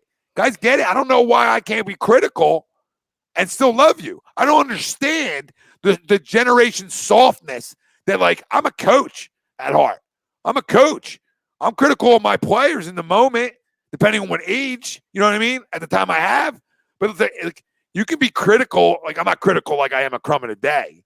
You know what I mean? Now, older kids, you can have that different approach, right? But younger kids, no. Young kids, a different story. But at the end of the day, you hold accountability. And our job here is to hold players accountable. Well, and I think it's two things, Tom. Number one, I think especially with your crumb of the days or a lot of things, whether you're talking about, certain players or, coaches on the team, either in videos, another Dwight missed dunk, by the way, you're going to be hardest on the guys that we expect the most from. You know what I'm saying? You're not going to do a crumb of the day on friggin' Terrence Ferguson. You know what I'm saying? No disrespect to Terrence Ferguson, but we're not expecting anything from him. So a lot of a respect thing that you even get it. Yes, all these athletes, and I want to make it very clear, and I would know this, obviously Tom knows this, but I've been with Tom since he started Crumb of the Day. So he's done more Crumb of the Days on non-athletes than anything. So people saying, oh, Tom wakes up in the morning and he wants to target an athlete. He doesn't. A majority of his Crumb of the Days over the years have been towards coaches, executives, GMs, or owners. That's a majority of what he's going after. Not that he specifically targets them, but it's the point. It's I target because I love my teams. Yes. So I'm also not targeting expecting you to go 82-0 and 16-0 in the NFL and be perfect. No. Everything's a fair target, and that's what people don't understand. We're down 2 though. 11 and some change to go here. That's a walk. Can we stay in this again and hold, maybe even grab a lead before Joe gets back in, because it looks like he's coming back in. I haven't seen any indication that he wouldn't be. Good luck. Good luck. Oh my God, he made it. He actually made one. He made it. And that's my ball game. I don't know how. I always held players accountable. So, I don't enjoy players being soft about it. No. KJC, who do you think are winning? What, Sixers? I hope the Sixers win. Green, he didn't get shut down tonight. They double teamed him a lot. They fronted him and then had a guy backdoor on him. They've done a good job of trying to make somebody else beat them. Right? So they've had a great game plan to stop Joel, and they got really hot from 3 early. So I'm not going to say they outcoached us, but they came with a friggin' plan. They've got a ton of guys that can flat out score. And my crumb of the days, I just promised people no agenda with them. Just because I didn't like the pick of Jalen Hurts, I'm an Eagles fan, so I want him to. Jalen Reagor, so I want him to succeed, or Hurts. You know what I mean? I'm a fan of, that's a terrible shot. What? He's holding him. Yeah, I was going to say he was holding Dwight down. The joke, these referees. All right, let's see. I don't know, they're not even showing the replay. They're showing. Why are they showing this possession? Okay. Oh, that's a foul right there on the arm. He's holding him down. Wow, that's a foul on Robinson. Fuck the foul on Dwight. Tobias is a max player. Tobias don't get that call. And it's going to be easy bucket again. Oh, Dwight, that a baby. Oh, volleyball. He's pissed off. We got Kings fan Tabby. Let's go Kings. Respect to you, brother. Respect to you. Fun team over there. Yeah, Jesse, star players need to get checked too. Listen, I can love and check at the same time, so that's healthy. Come on, board. Good board. Good board. Furcon. Go. Controlling the floor. Furcon cork mounts for floor general. This is when we talk heavy game, because this is when the game, Yep. this is when the game matters. Fourth quarter of basketball of NBA. There you go, Shake. Good defense. Fuck.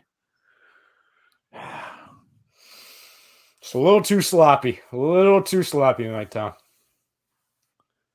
Don, I would think everybody would love my crumbs. You know what I mean? Just because it's keeping it real. You know, it's not like, oh my God, I love you. Everybody's great. Nobody can ever do anything wrong. I'm so happy you're here. No. Yeah, I love every player. 126 people watching on YouTube. 72 likes. Appreciate the 72 likes. We need more right now. Let's go. Like it. Subscribe to it. All right, and you subscribe, and we got shows 2-3 a day.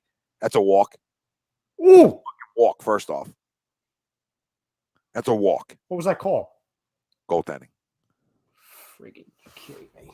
If you watch this pivot right there, got picked up, but they won't call that. Watch it again.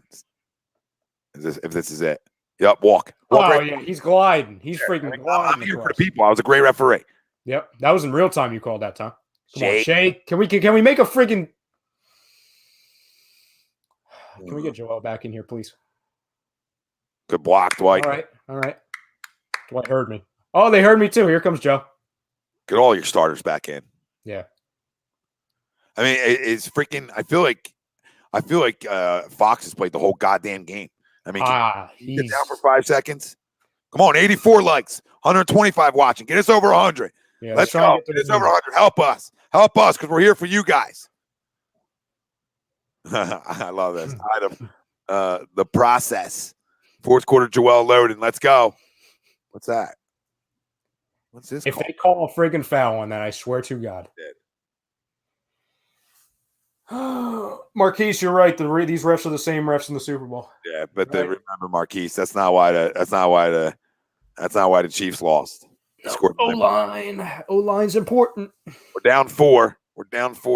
Tavi. O-line's important, but yeah, I mean, you score fucking 9 points. You shouldn't win a Super Bowl. And nothing to do with the refs. You know what I mean? Yeah, Marquise. Tobias is just running around out there. I haven't really feel like I've seen much of him right now. What's his stat line? I'm pulling that up right now. We are down 4. Cool mode. Down 4. 9 minutes to go. We got Kings fan. Let's go Kings. Respect to you, ba. Bad night for Tobias. 4 of 11, 0 for 3 for 10 points. 4 for 11. 4 of 11. Yep. Yeah. Not a good game, but this is when it matters. And there you go. Hey, see? On cue. Tapped in, Tom. They're tapped in. They're listening to us. 17 Eagle Slayer. Joel Eagle Slayer has 15. 4 of 12 from the field, 0 for 2 from 3, 11 rebounds, 5 assists, 15 points. Made that. Good shot by Rashawn Holmes. A little quick little release. He did that when he was here all the time. Yep. That was his shot. I always like Rashawn. Me too. A lot of energy off the bench. There you go, Tobias. See, all we got to do is say his name once, Tom. 8 minutes left. 8 minutes left, Dante. Hit a like on the YouTube. Subscribe to us, brother. Yeah, it's perfect time for Tobias. Daddy. How's he that wide open? Yeah, I think he deserves to be an all-star. I'm not sure he's going to get it just because of how deep the Western Conference is. Yo, Fox? Yeah.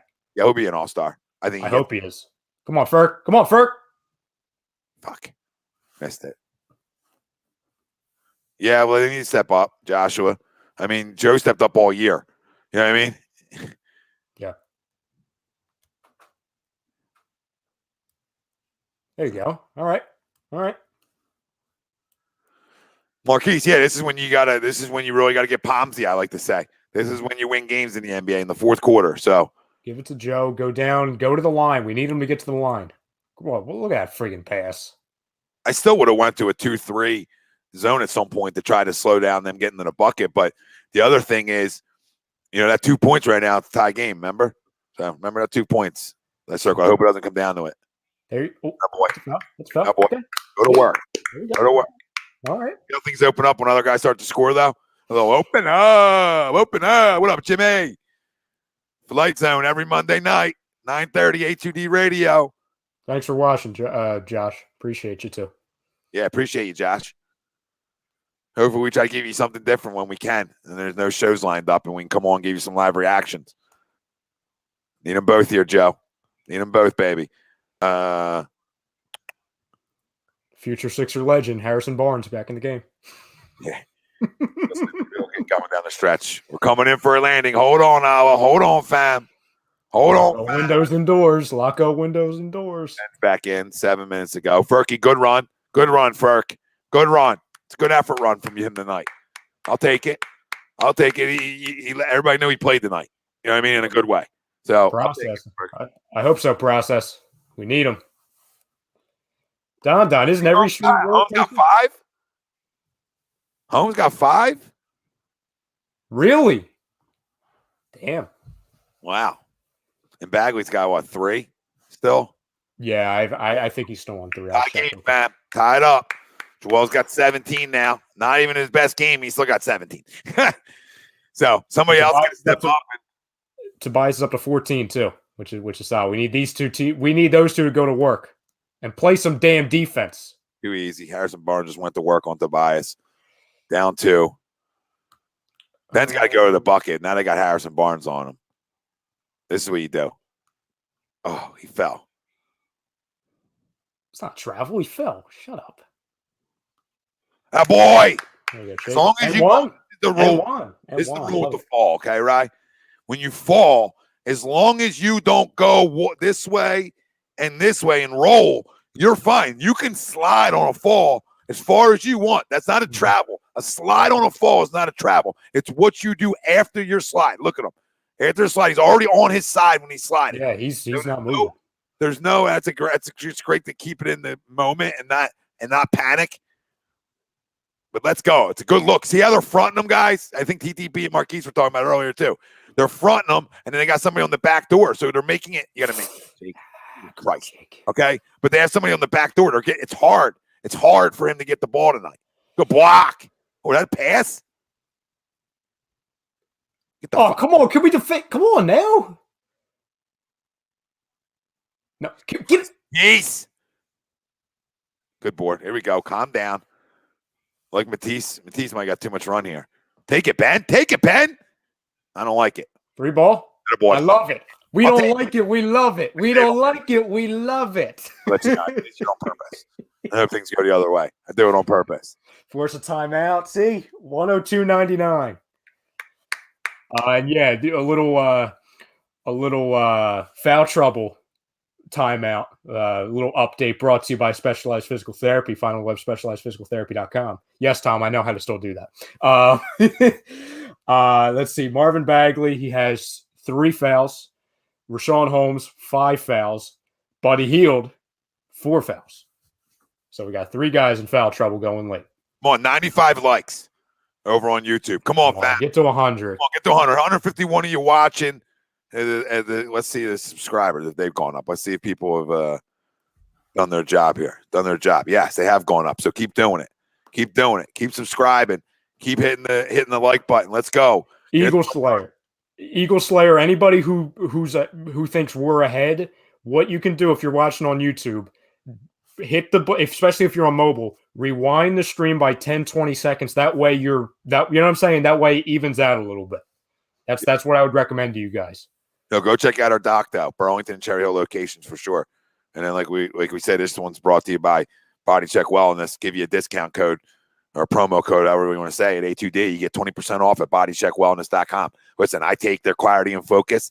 I love it. Rawi Kote, co-founder of it, right? Former Flyer, Todd Harriman's part of it. Listen, great guys, great peeps. Go use a promo code. I think they still have the wellness pack that I bought. It was $269. I got it for $119. All right, that's the deal they were giving away for that too. So you can go use that if you want the wellness pack. If you just want 1 or 2 things, then just go use the A2D promo, get 20% off right at checkout. So I'm telling you guys, go try it out. Everything's hemp derived, CBD oils, all kinds of good ass shit. I'm telling you, it's no scam, motherfucker. It ain't no scam.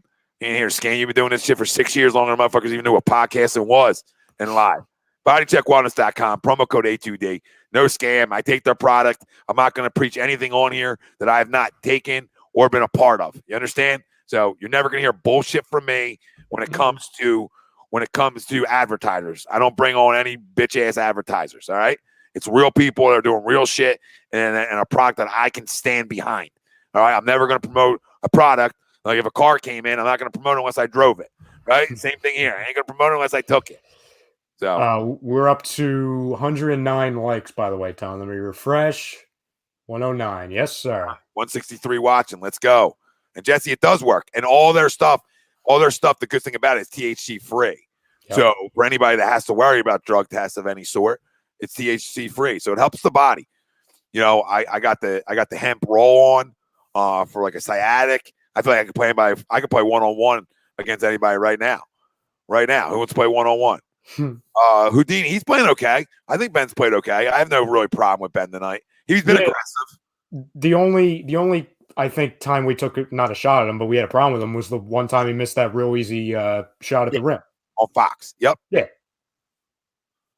A couple times he tried forcing the issue. You know what I'm saying? You know, instead of taking a nice easy layup or going to the basket, he made an unnecessary pass. But that's what you're going to get from Ben. But no, I mean, I've got more complaints about some other people than I do about Ben tonight. Yeah, Todd, you like the CBD? Go get it. This shit's good too. Like this isn't the shit you're getting off Amazon. You know what I mean? Like this is legit. Like go read about their stuff too. You know, like when I read about it and did my homework, even before I took it, I was like, okay, let me check this out. So go check them out, guys. Use the promo code. BodyCheckWellness.com, promo code A2D. That's not a foul. That's not a call. Not a fucking call. Oh, how did that stay in bounds? My God. Thanks, Alexander, by the way. Appreciate you. Good job. Good defense. Good defense. Good defense, 10-9-8ers. Good defense, my 10-9-8ers. Love you guys. Alexander, love you too, bro. Great job. You didn't say you love me, but I said I love you. We felt it. We felt the sentiment. We felt it. There you go. How is that not a call? Yeah. How is that not a fucking call? Houdini says, y'all from Philly too. I see that Eagles sign in the back. We win in the Super Bowl next year, you heard. I mean, we're from the Philly area. Yeah. I mean, we're Philly. Absolutely. We're Philly. I don't know. I don't know about the Super Bowl, but see Reggie up there in the old studio. You got Bernie. I missed that. Who hit the three? Who just hit the I'm not sure. Shaky? Shake and bake. Yeah, there you go. You gotta give me a shake. You gotta give me a shake and bake. Shake. What is it? Shake and bake. Shake and we'll rehearse that. We'll be better on Wednesday. We'll be better. Yeah, we'll be better. It was spontaneous. Oh my God. Excellent defense. Yes. In the third and fourth quarter, they've played better, Matthew, for sure. I mean, you got 71 in the first half. So do the math. You played extremely better. I didn't even go look at it, but you played extremely better in this little run here. And it was important because they went on a huge run in the first, the end the second half, right? And you didn't weather it, but you were also only down 5 going into half. You know what I mean? You weren't down double digits. Yeah, we definitely corny right now. I don't know if I said your name right, but that was corny as shit. You're 100%. Absolutely. Listen, Talladega Nights. I mean, what do you expect? Come on now. It was the corniest thing I've ever done. Yes. It's unfortunate it was on tape, but if we win, hey, it's fine. Somebody was asking, Colin Fitzpatrick was saying, he was asking score. It's 105-99 with 5:20 left in the game. Yeah. And then he was asking, he's like, wait, did these guys narrate the game live? I don't know about narrate. We more just react. We just react with y'all. We're just talkers, and we just talk about the team, the game, and a little bit of everything. What twins? What's the problem? You all saying live like it's a game is corny.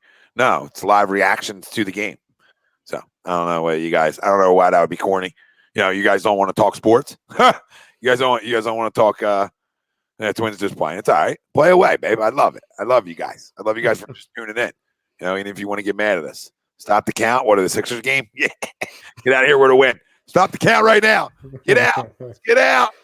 No, like we don't we're not going to give you like play by play, like more, like I said, in the fourth quarter, as it got closer, you're going to see more like not even play by play, but just, there's reactions to what's going on. And let's get what Marquis says. Let's get a fucking win. Mm-hmm. Yeah, we're a bunch of weirdos talking sports. That's what weirdos do. Yes, I feel good to be a weirdo. Like I'm a weirdo with sports. Like I can't talk about anything as long as I talk about sports for like nothing. Bruce, why don't you guys look? That's a good idea, Bruce. We could give you an update. People helping people. There you go. It's a great idea. 40 boy says, "Love you guys in the fan, but some of y'all are some real life mouth readers." He's talking about the. That's never want you to put her family down, but some may be true. Jesse, that's high praise. Oh my God, that's high praise.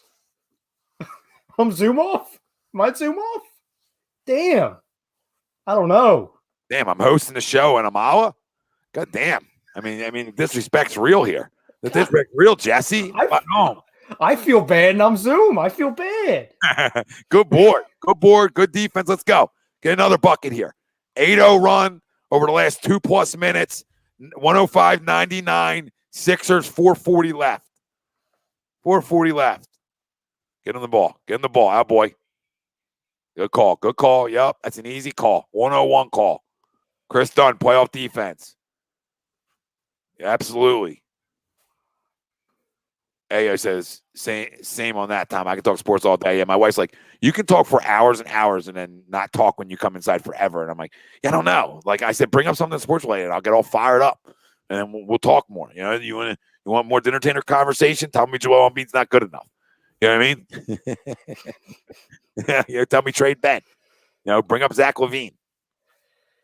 you get what I'm gonna do. You know what I'm gonna do now, Tom. I'm gonna archive that little thing where it says bring in LaVine, and I'm gonna post it being like Tom Arnone breaking one Zach LaVine here.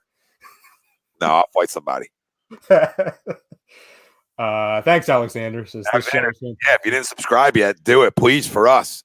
Here for you guys. We love talking sports with you guys and bringing real Philly passion to our teams. And then we have a ton of other mixtures.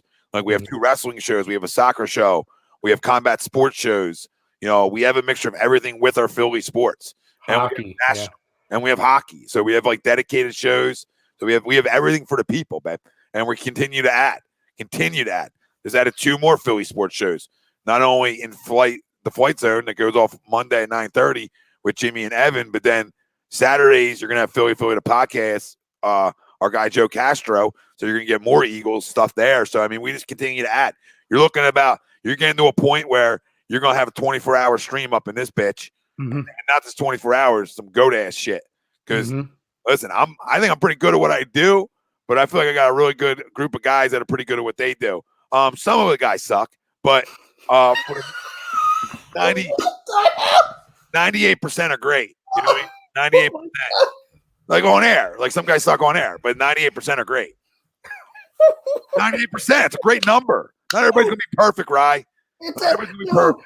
No, it's fantastic. it just came out of I love that. I love it. Yeah, I don't know why I even said that. That was just fun. No, I love that. I'm a Jacker. This is my family. I could talk about people at the dinner table. Listen, like we talk about, it's tough love. It's tough love with the crumb of the day. It's tough love with the cup. It's what it is. No, I am Uncle Accountability with players, everything. Yes. I love accountability. So, if I got a guy not talking one night, I'm gonna say, listen. It's around 98%, and I will name names. No, I'm kidding. I'm not. We're not going that far. No, I was just kidding. I wasn't there. I was just messing. You know what I mean? You're naming names, shit. Right? I took it to another level. I was just kidding. He's got names. He must really believe it. I was just playing. Competition now, Tom. It's a competition.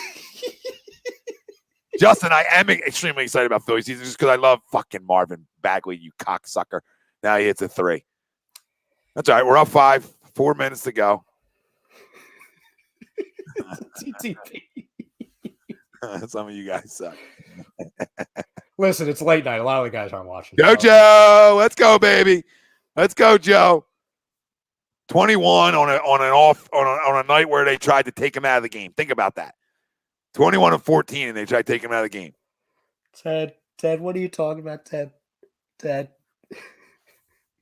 I could see he's talking space and a little sport. Next question.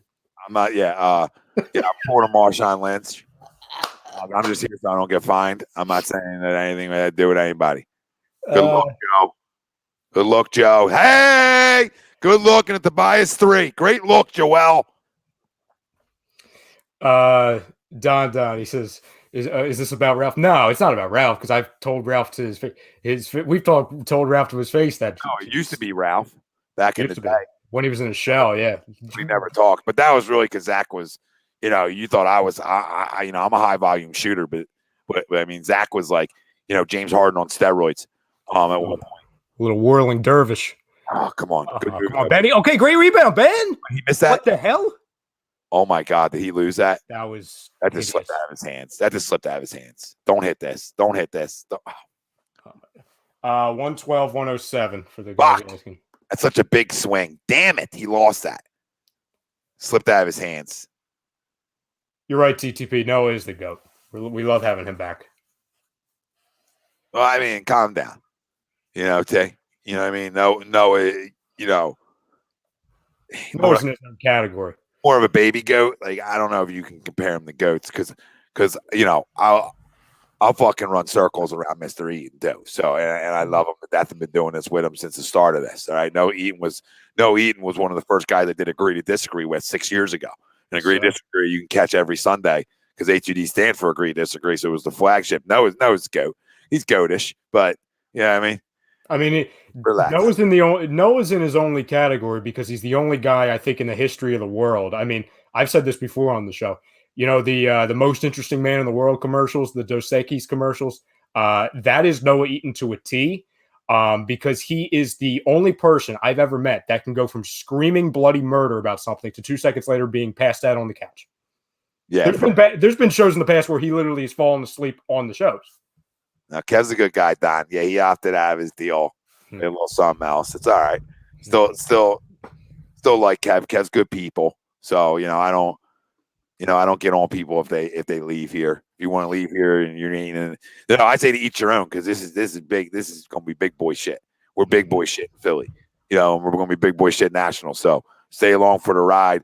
Hit the like button on YouTube, on Facebook, Twitch, Twitter, wherever you're watching us live at. Subscribe to us. Follow us, whatever, and listen. We're every podcast too, so you can listen to us there. So everywhere you're at, we're at, baby. So we put out content daily. If you're new here, and enjoy the ride. Enjoy the ride with us because we're doing it for all you guys. Built this to give us something to talk about.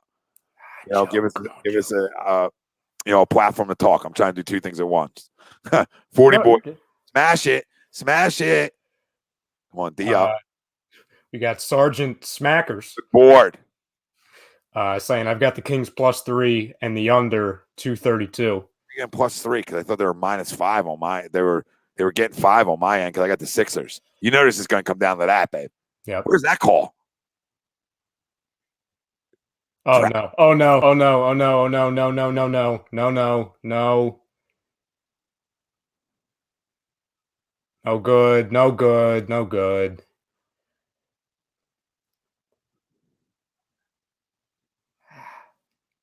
Come on, all right. Let's see what happened here. He just came down weird on it. Where did they call it? They called it travel. I mean, it wasn't early. Their coach is like 112, 107, Colin. 112, 107. Damn it. We're winning. We're winning, KJC. We're winning. It's hard to put a scoreboard up here because you're like, you know what I mean? In basketball, it's like you're doing it every 5 seconds. So yeah, and we want to get the fams' comments on here. Don, Shake Milton got hurt. Well, keep the subscribers coming on YouTube. Let's go. Yeah, he probably said that. Yeah, he said a lot of things, Ben. People say things. We need the MVP right here down the stretch. Thank you, Secret Underdog. Oh, yeah, use that too. DoBodyCheckWellness.com. 20% off. Promo code A2D. Thank you, Secret Dog. We appreciate it. Yeah, they always give me heart attacks too. It's what they do. It's what Philly sports teams do to us. Pray for Shake. Michael says, "Yep." You don't like to see that. Don says, "I got to make a YouTube show." No, Don, you got to get on a Friday. Don, We got to get an appearance from Don on Fan Friday. That's what we need. I always tell people, if you're going to try to do this on your own, it's impossible. It's so freaking tough. Think about how many people do podcasts on their own and they're just like trying to get by and trying to gain subscribers. It's hard. Oh, appreciate you. We love it. We're over on Instagram. It sucks because we don't go live there anymore. We used to go live there all the time. So we try to put it in our stories to get people over here on YouTube. So we appreciate everybody coming over from our Instagram. Like I said, we put a lot of good content in. Here we go. 2 minutes left. Can we get a stop? Well, that's it. That's a bailout.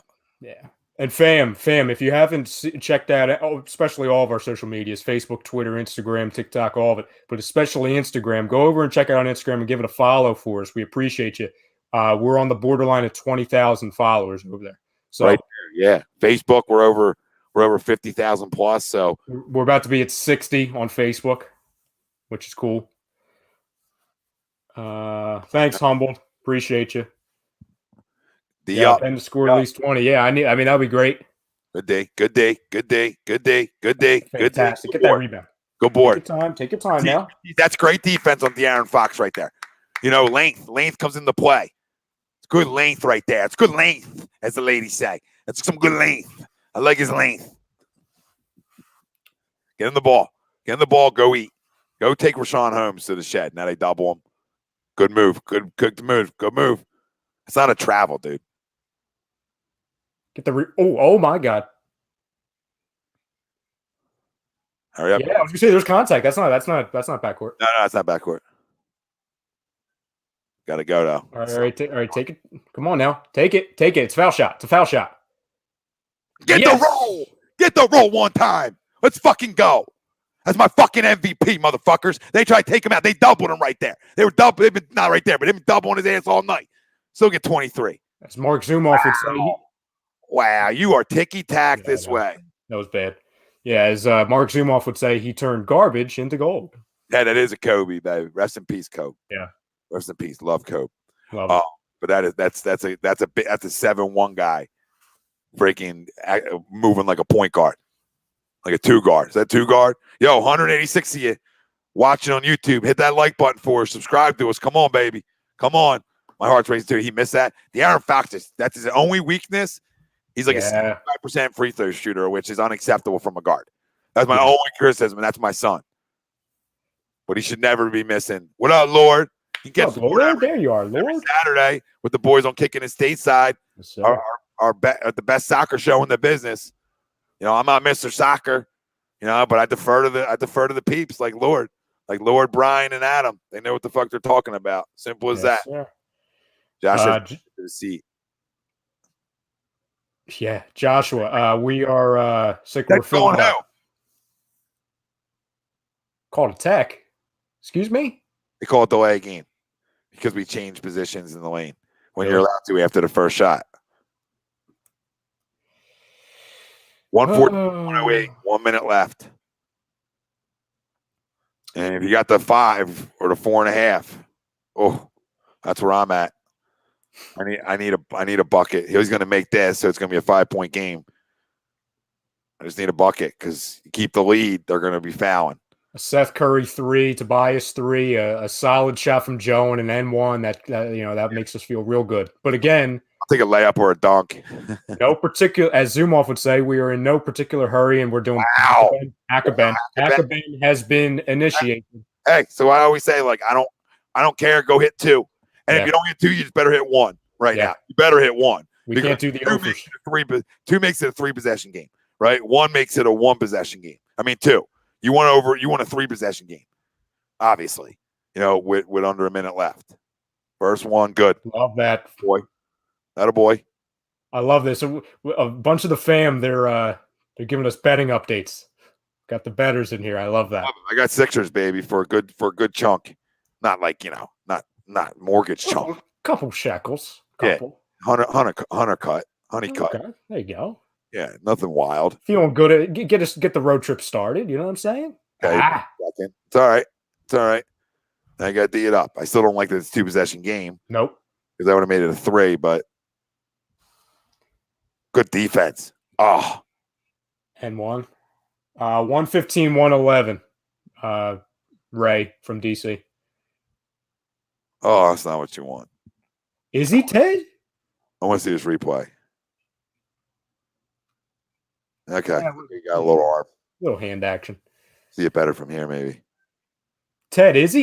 Did you know that, Tom? He's talking to the.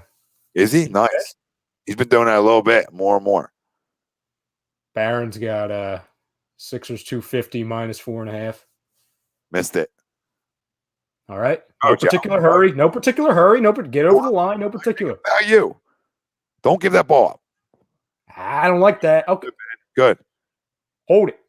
Take it. Just That's a foul. Good. Send his ass to the line. Go big two. Let's go. No, he's not going I open. know. He goes like this. And he gets back. I love him. Mhm. I love him. He's the best. He's so the good. best in the world. He's the best in the world. All right. He's Philly tough. That's Philly tough right there. You want Philly tough. You want a guy who ain't soft as baby shit and can handle whatever you want to bring to him. A guy who fought lions. That's what he told us. All right, listen. 122, 123 likes, 186 people watching again. Let's go. Wherever you're watching at, we got over 200 people watching live. Wherever you're watching at, give us a like, give us a follow, give us a subscribe. Okay, whatever platform you're on, they're all different. So give it to us. Let's go. Joel hit his first one, 116, 111. 31 seconds left. Matisse comes in for defense. Seth goes out because Matisse done a good job on De'Aaron for the most part. Yes, he has. Go make both. Sixers up 6. So you get a miss here out of Sacramento and a board, and they foul again. Then we're feeling a little bit better with this spread. A little better. Thanks, Daly. Appreciate you. Oh, that's not a call. Ooh. Go board. Yup. Foul. No particular hurry. No particular hurry. Foul. Yup. What a way to start a road trip, family. What a way to start a road trip. This is how you start a road trip. You understand? This is the difference from this basketball team in years past. Okay, I don't care that you didn't play great through the first, say, 2.5 quarters, right? Through the first 2.5 quarters, or even the first 3. But in the fourth quarter, this team showed up. Their best players showed up. Tobias Harris showed up big in the fourth. Sorry, Joel Embiid showed up big in the fourth. That's what separates this team from years past is, one, accountability and growth, right? You're watching guys grow. Even Tobias, how does he fit? Blah, blah, blah. Marky, let's go, baby. Let's go. Come on. But look at the growth of this team, right? Which comes from good coaching. Tobias hits too, 119, 111. Look at the growth.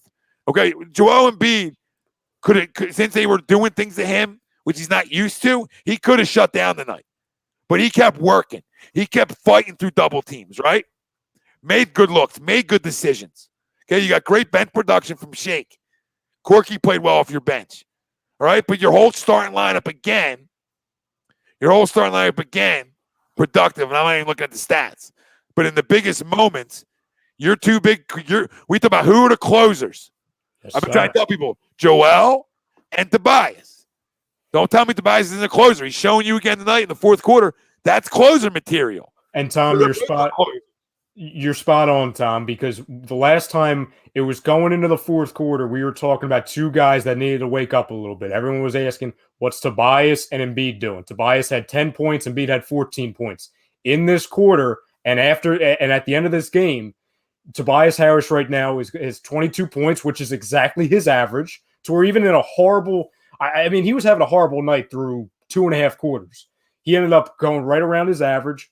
Yeah, and Joel, he ended up with a 25 piece when he was out for a big portion of the third quarter, and they game planned the hell out of him in the first. Yeah, 25 and 17, 6 assists for your big man.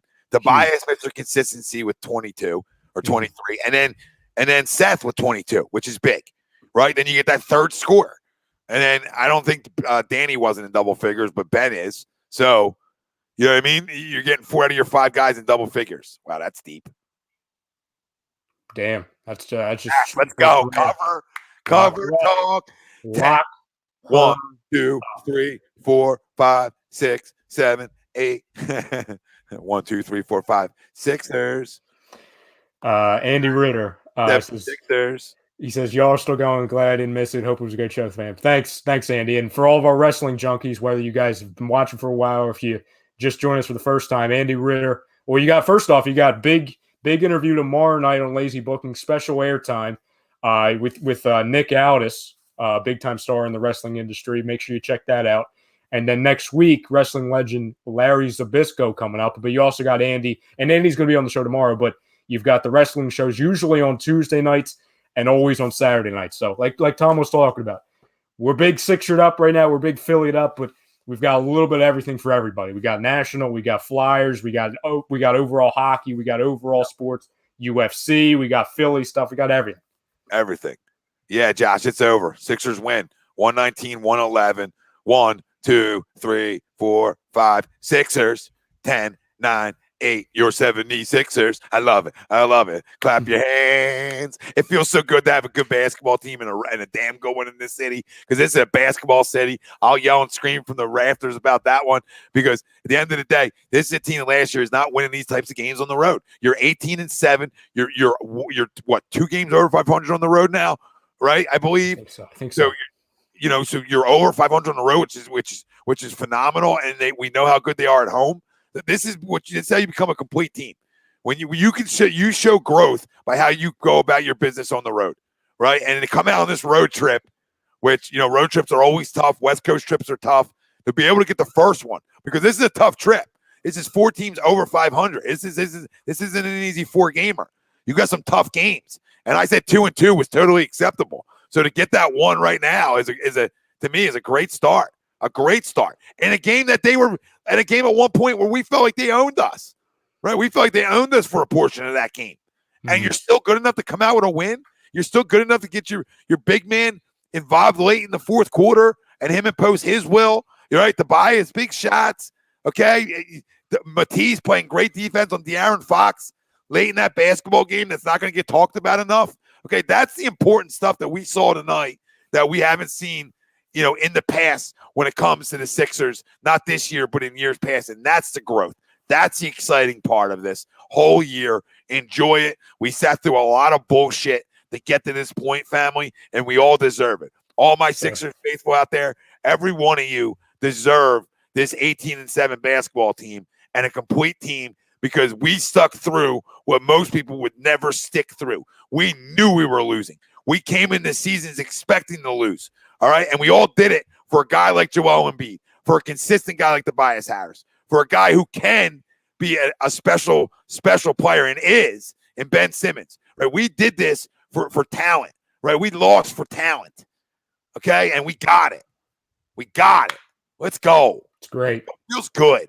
Well, especially, I'll start out by saying, it's refreshing, especially, and again, this is no shot at the Eagles, but it's almost like the Sixers have been our sanctuary. You know what I'm saying? Which is crazy to talk about, given how we were feeling about the Sixers right after, the bubble playoff sweep. You know what I'm saying? I mean, that was an all-time low. You know what I'm saying? We were talking about Tobias, Joel, I mean, there was a lot. We were like, there were so many uncertainties.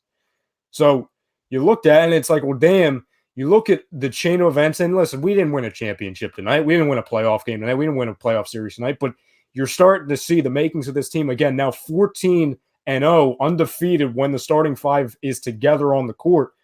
It's just so refreshing, man. And again, this is not a shot at Brett Brown, but having a real-time coach in here, having a GM that is willing to fix, some of the issues if needed, having an organization that went out and said, you know what, this isn't acceptable. We're going to go in and we're going to rethink how we do things. And you see the results already. You see the results. Donovan, thank you. Everybody that Donovan. wants to do a super chat on YouTube, we appreciate it. You help us grow. We can't thank you enough. And if you can't afford to do a super chat, we read off all your comments anyway. But at least give us a subscribe. At least give us a like. 14-0, you're starting 5. That's not a joke. That's not a fluke. All right? That's legitimately saying that anybody who wanted to break up this starting 5 is a moron.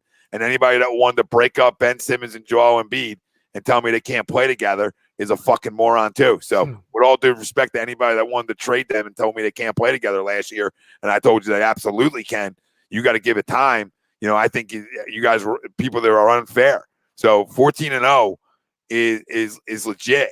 And what they did is, and it's simple, it's common sense. They got more guys who can spread the floor. And you're seeing that. That's why Seth comes up big tonight. If it's not Seth, it's Danny. One of them two is usually on different nights, right? Sorry, we'll take it, brother. Thank you. We appreciate it. Thanks, Greedy. Appreciate the bill. We'll appreciate anything. Anything you guys can do, even a like. That's a Big Mac for Mr. Delavecchio. I will give the fam this because I know a couple people were asking about the final numbers as far as the stats. So I'll give you guys the final stat update tonight, brought to you by. Listen, we thought we might need them with Shake and Joel. That's our Dr. Paul Vidal, Specialized Physical Therapy. You can find them on the web, specializedphysicaltherapy.com. Final stat update. We'll start with the winning. Now 14-0 with the starting five, 18-7 overall. Philadelphia 76ers with 119 points. You got Tobias Harris finishing the night 8 for 15 from the field, 2 for 5 for 3 from 3 for 22 points, 10 rebounds.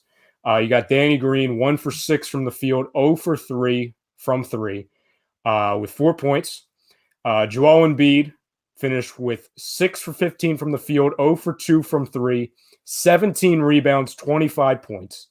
Simmons, you got 6 for 13. We always talk about, hey, let's go out and go with, hey, Ben Simmons. What did we say, Tom? At least 10 shots a night?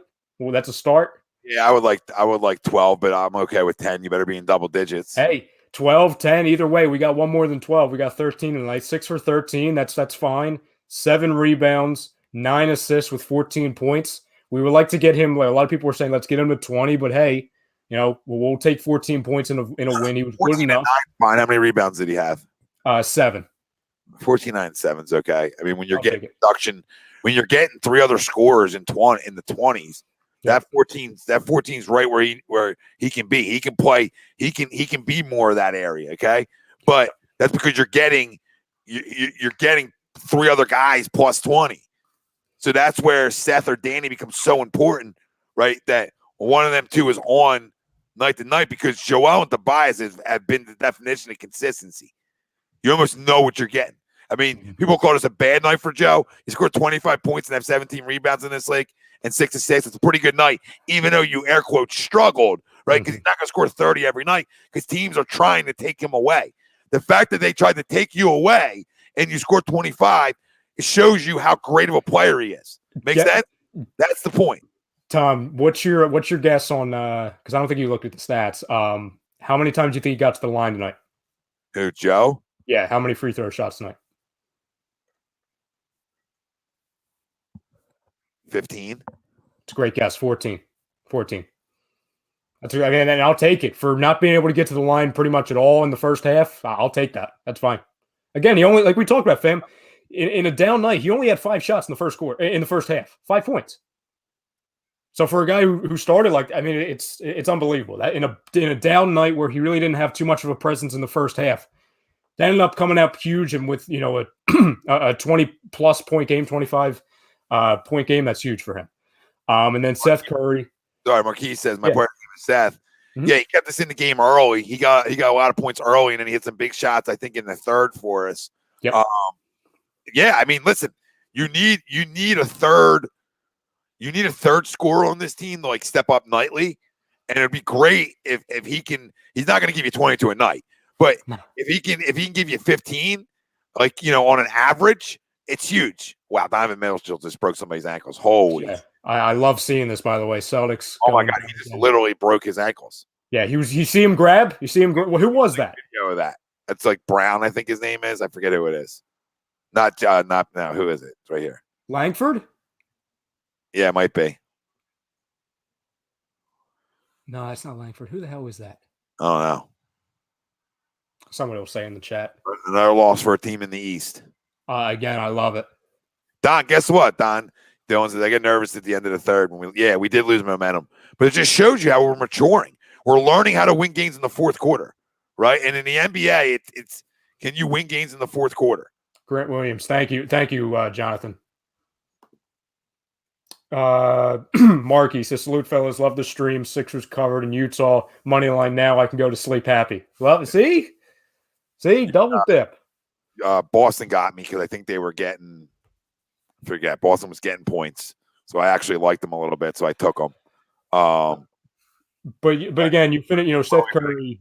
Willie Vegas was 2 for 5 from me today. So, Sixers win was big.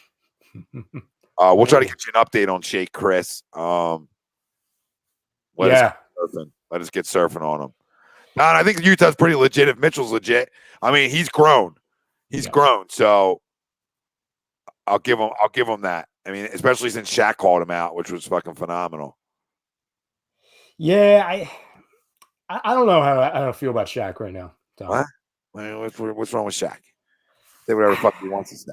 Shaq. Yeah, I know he has the whatever they call it, the street cred. Yes, the verification, whatever he says, the credentials. Every game, so he's allowed to have a fucking opinion. Yeah, no, he can have an opinion. I don't know. It's just like it seems like you know how like we talk about the media sometimes tries to target Philly because they know they're going to get a reaction. It's like in the same week he's going after Gobert and Mitchell. You know what I'm saying? Then he was going after the coach. Then he was going after the GM. I don't have a problem with what he said. And I actually respect that Shaq said it to his face. I appreciate that. And I also love Donovan Mitchell's response. And I know a lot of people didn't when they were like, Donovan, he kind of let Shaq have it. He's like, no, well, Donovan's not going to prove anything. He's probably going to look bad if he maths off to Shaq. He's going to prove it by doing it on the court. He said he appreciated it. Listen, I got no problem with and Shaq said he wanted them to hear it. So I mean, you know, I have no issue with it at all. And then you're watching a player grow from it. Mm-hmm. You know what I mean? So I mean, what do these guys put to do? They do the same things we do. They have opinions and they say it about players, right? And if they're wrong, you're held accountable that you're wrong, right? But at the end of the day, it's just like a crumb in a day. It's like the same thing. It's like you have an opinion and you have your, you know, I've had them same thoughts about Donovan Mitchell. He's right now proving a lot of people wrong on his consistency and his ability to win. And Gobert's another one. You know, people didn't think that was a good move to max him. Other people did. So people have opinions on that. But Donovan Mitchell has become more and more of a complete player. He runs into his times where he becomes a little too volumish for me. But guess what? I mean, it is what it is. He's growing. Make sense? So that's the biggest thing. He's growing. He's growing up as a player. Like we talk about Joel and other guys, right? Mm-hmm. That's what he's doing. You're watching him grow, which is cool. I like watching guys grow, especially in the West. I agree, and I'll say this one thing because I do have a question, an agree or disagree question for the fam at home pertaining to Simmons and Mitchell and some of those guys. But you know, while I pull that up, my biggest criticism of Mitchell, exactly what you said before, Tom, as far as the volume thing, especially in the playoffs, he kind of shot them out of games at times. It's not just in the playoffs; he also did that in the regular season. But now, number one, he's improved so much around his game to where he's not that that liability at times when he's cold. But damn, man, I mean, the control that he has, the way he can take over games, that's something he didn't have the ability to take over games in the past. Now he can. No, you're right. You're right. And that's the difference. You're right. He did shoot him out of games last year. And that was like a little bit of my concern with him. Yep. But listen, he in a short sample size early on in the year here, in a small offseason, man, I mean, he's grown as a player for sure. So I'm looking forward to playing him. I agree, Sam. I'm looking forward to that one. Yeah, that's what, next Monday, Tom? That's Monday, and you know the Mitchell Simmons back and forth. Yes, sir. Well, the rookie of the year. Yeah, well, that kind of goes along with what I'll ask the fam, and I'll ask you, Tom. So, fam, chime in the comments because I really think because there's a lot of options here. Agree or disagree? Joel goes off for 30 plus. FYI, I'm going to tell you right now. Against Gobert, absolutely. Yeah, because you know why? They're going to play him one-on-one. Rudy's a great defender, but they're not going to double him. And if you don't double Joel Embiid, like if you don't double him, he's going for 30. Like I don't give a fuck who's covered him at this point. If you don't double him, he goes for 30. So I think Joel walks into 30, and I think Simmons covers Mitchell, and I think that helps us. Like I think we beat the Jazz. That's a big matchup. And listen, fam, I said it tonight. If you lose, it's not the end of the world. You know, it doesn't mean we're not a contender. You know what I'm saying? That's my point. Like we're a contender at this point. Absolutely. By the way, just are you watching the TNC post game, Tom? Yes, it's on. Yes, it's on. Something just flashed on the screen. It said Donovan Mitchell to Shaquille O'Neal tonight after that performance. And it's a thing from what is it, Gladiator or one of those movies? It says, "Are you not entertained?" So they're giving him hell about it, I guess, right now on TNT because it looked like Shaq was pissed off about it. Dude, we're always like in this business. I say it a million times.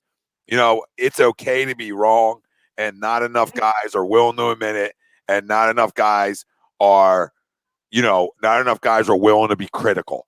And I have love for a player. Like he even said, I love you, man. I love your game. You know what I mean? So, so like the same thing I say about our players in Philly when I get critical. Like, I love your game. Doc says he thinks Shake's okay, but hopefully the way he said it, it's not serious. Yeah, it's an ankle, right, Lord? So I would hope with an ankle. Thanks, Lord, for the update, brother. We appreciate it. Thank you, Lord. Marky says, I'll get to you in a second, Marky. Hopefully, an ankle, worst case he misses. You're not playing back-to-backs. So, you get some rest on it. Tomorrow's the big test for it. So we'll find out. But an ankle, hopefully, is just a day-to-dayer, and it's nothing serious. But ankles, sprains are the worst things in the world, guys. Like, a player doesn't want to break an ankle, but as like a human being like that doesn't play, you'd rather just break it. You know what I mean? Sprains just never go away. Mark said, as the Sixers can be at a conference rivalry, there's some storylines there for sure. Absolutely, there's storylines, brother. You're talking about, the defensive player of the year. Joe thinks he's defensive player of the year. Rudy and Joe go back and forth about it, right? And then you have the Donovan Mitchell-Ben thing. Dude, I think it's like a great, I think they can be our Western Conference rival. Like the NBA might always want to make them play each other more. them and the Nuggets. Them and the Nuggets just because of Jokic and Embiid. Yeah, Eagle Slayer. He is. You know why? Because Shaq's a realist. Because he's not scared for somebody to be like, oh, you're an idiot. He's just not scared of it. He's going to believe what he's saying and have no problem being proven wrong. You know what I mean? And that's it. And that's how I feel. And that's a great thing about I feel like how I do. I'm critical. I yell and scream about guys, but I don't recall in my history watching Philly sports running too many of my great athletes out of town. Like almost the opposite. And people say, oh, you protect guys. Like I get that too. So how do I get out to protect guys, but I crush guys at the same time?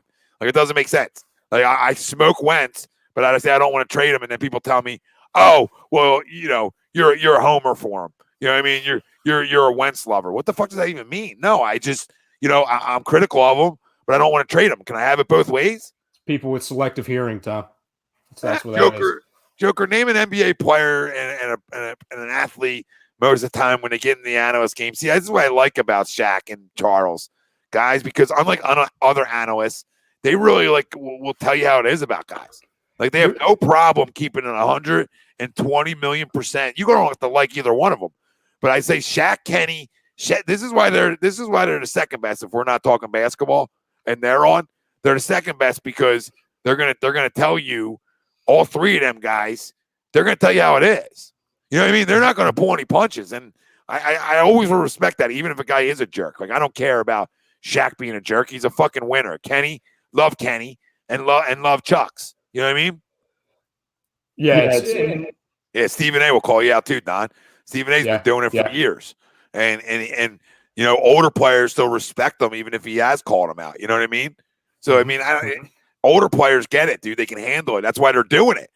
Chuck and Shaq and fucking Kenny do it because they're trying to get that tough love. Ernie too. Sam's right. Ernie will tell you how it is too. Truth hurts. It does. TTP. It does. Hopefully none of that hurts. We'll talk about that tomorrow night. Yes. What's his name? Calcita Moore. Calcita. I hope I got your name right. Furkan Korkmaz was huge tonight. How many did Furk have tonight, Rye? I will pull that up for you right now. He did have a good night. Yeah, I know he had a really good first half. Box score, let me see here. Furkan, 5 for 7 from the field, 2 for 3 from 3 for 13 points. That's all. I mean, that's exactly. Huge. That's perfect. That's perfect. We had 2 guys off the bench in double figures, right? Yes. Shake with 11 and Berkey with 13. Corky, and then Dwight for a little 8-piece. You know what I'm saying? I'll take a little 8-piece. That's anything out of him offensively is a win. 9 rebounds too, Tom. 9 rebounds. Huge. Yup. And he hit his free throws. And I think he did pretty well from the line for him. 2 for 2. He's perfect from the line. Oh, look at him. Oh, my goodness. I know he hit 2. I didn't know if he went there back to the line again. But and then guess what? And then Matisse's defense. So you factor in, you know what I'm saying? I'm really happy with Matisse the last couple of weeks. I'm real happy with him. Not that I was ever not, but Yeah. Sorry, go ahead. What I was going to ask you guys Real quick, before you run, I thought you were going to still talk about him. One more thing is like we talked about needing that wing defender when we drafted him late, and how he came in like just knowing how to be a good defender. Well, tonight's an example of how important a guy like that is, even if he can't score a lot, because he really slowed down De'Aaron Fox and made De'Aaron have tough shots late in that basketball game that really helped us. And the Indiana game, which is a comeback win, he was big time active in that game defensively. So, I'll give Matisse love. I'm not a Matisse, I'm not a fanboy, but I've liked Matisse on the things I know he can do. And defensively, he came into the league knowing how to play defense, and he continues to get better at his craft. And he's even shown at times he's getting better at learning how to drive to the bucket and get his basket there. But he's not going to shoot it, and that's fine. Like he will if he's open. But you guys know what I'm saying. He's learned his role, and he's playing it really well. Tom, how many, just an estimation or a guess, how many points do you think De'Aaron Fox finished with tonight? He was over 30. Yeah, 34, which I'll take because he had 23 after the half. Yeah, how many do you have in the fourth? That's the difference maker. I would have to pull up the breakdowns. I can get that for you in a second. But what I was going to ask you guys, real quick on the Mitchell and Ben Simmons thing, kind of talking about Ben Simmons. It's at a lot of different angles here. Agree or disagree with this statement? Donovan Mitchell so far is the best player to come out of that draft class because he was in the same draft class as Simmons. You've got Ingram, you've got Jaylen Brown, Buddy Hield, Jamal Murray, Sabonis is in there. You've got LeVert. People won't like this, but I'll take. I'm a huge Jaylen Brown guy, so I'm going to say no, he isn't, but he's right there, and it's an easy argument to tell me he is too. You know what I mean? If Jaylen Brown's in that draft, I'm just a huge Jaylen Brown guy. I know people aren't going to like that, but I just think he's smooth. He's silky smooth, baby, and something about Jaylen Brown I like, even though I hate the fucking Celtics with a passion. No, he's an ultimate worker. He's an ultimate. I love his mindset. If Simmons had half of the mindset of Jaylen Brown, my God, because that guy just got so much better. He wasn't even that good from three coming out of college. Now he's just a killer from three. Chris, we got the Trailblazers Thursday night. My days are running together. Mike sadly says, your thoughts on Doc getting these guys to play with space?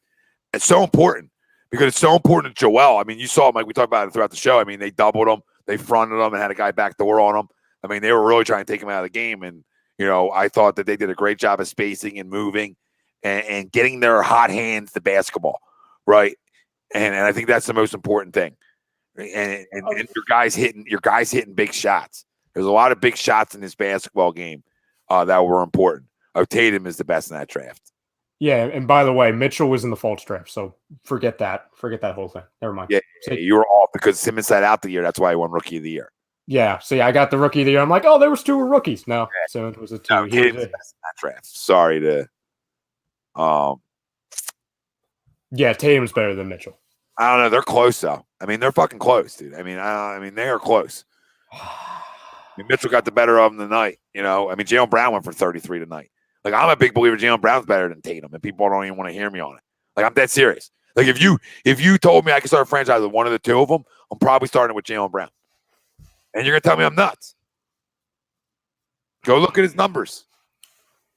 Ooh, is that true, Jonathan? He says, saw somewhere on Twitter that Fox shot 4-17 in the second half. I know he went cold from three. I know that. Saying that's fine. This is why it's agree disagree radio, my brother. You can think Tatum's better, and I don't disagree with you. You know what I mean? I don't think either option's. I think there's an argument for both. That's the fun thing. You know what I mean? I have I hate Duke players. I hate Duke. All right, because I don't have a college basketball team, so I always followed North Carolina. All right. Mm-hmm. So I hate Duke, and not that I'll hate every Duke player because I don't. Tatum's a fucking pimp. Okay, flat out stud. I'm not.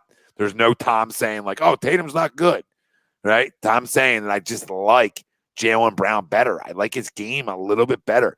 He's smoother. Things feel like they come easier to him, right? He was 12 for 20 tonight, 3 for 6 from three. 33 points and 8 boards. I mean, the guy's a flat out pimp, right? He's having an up and down a little bit. He's a little bit up and down, but it's just a guy I like better. It doesn't mean he's better. It doesn't mean he's better. It's just I like him better.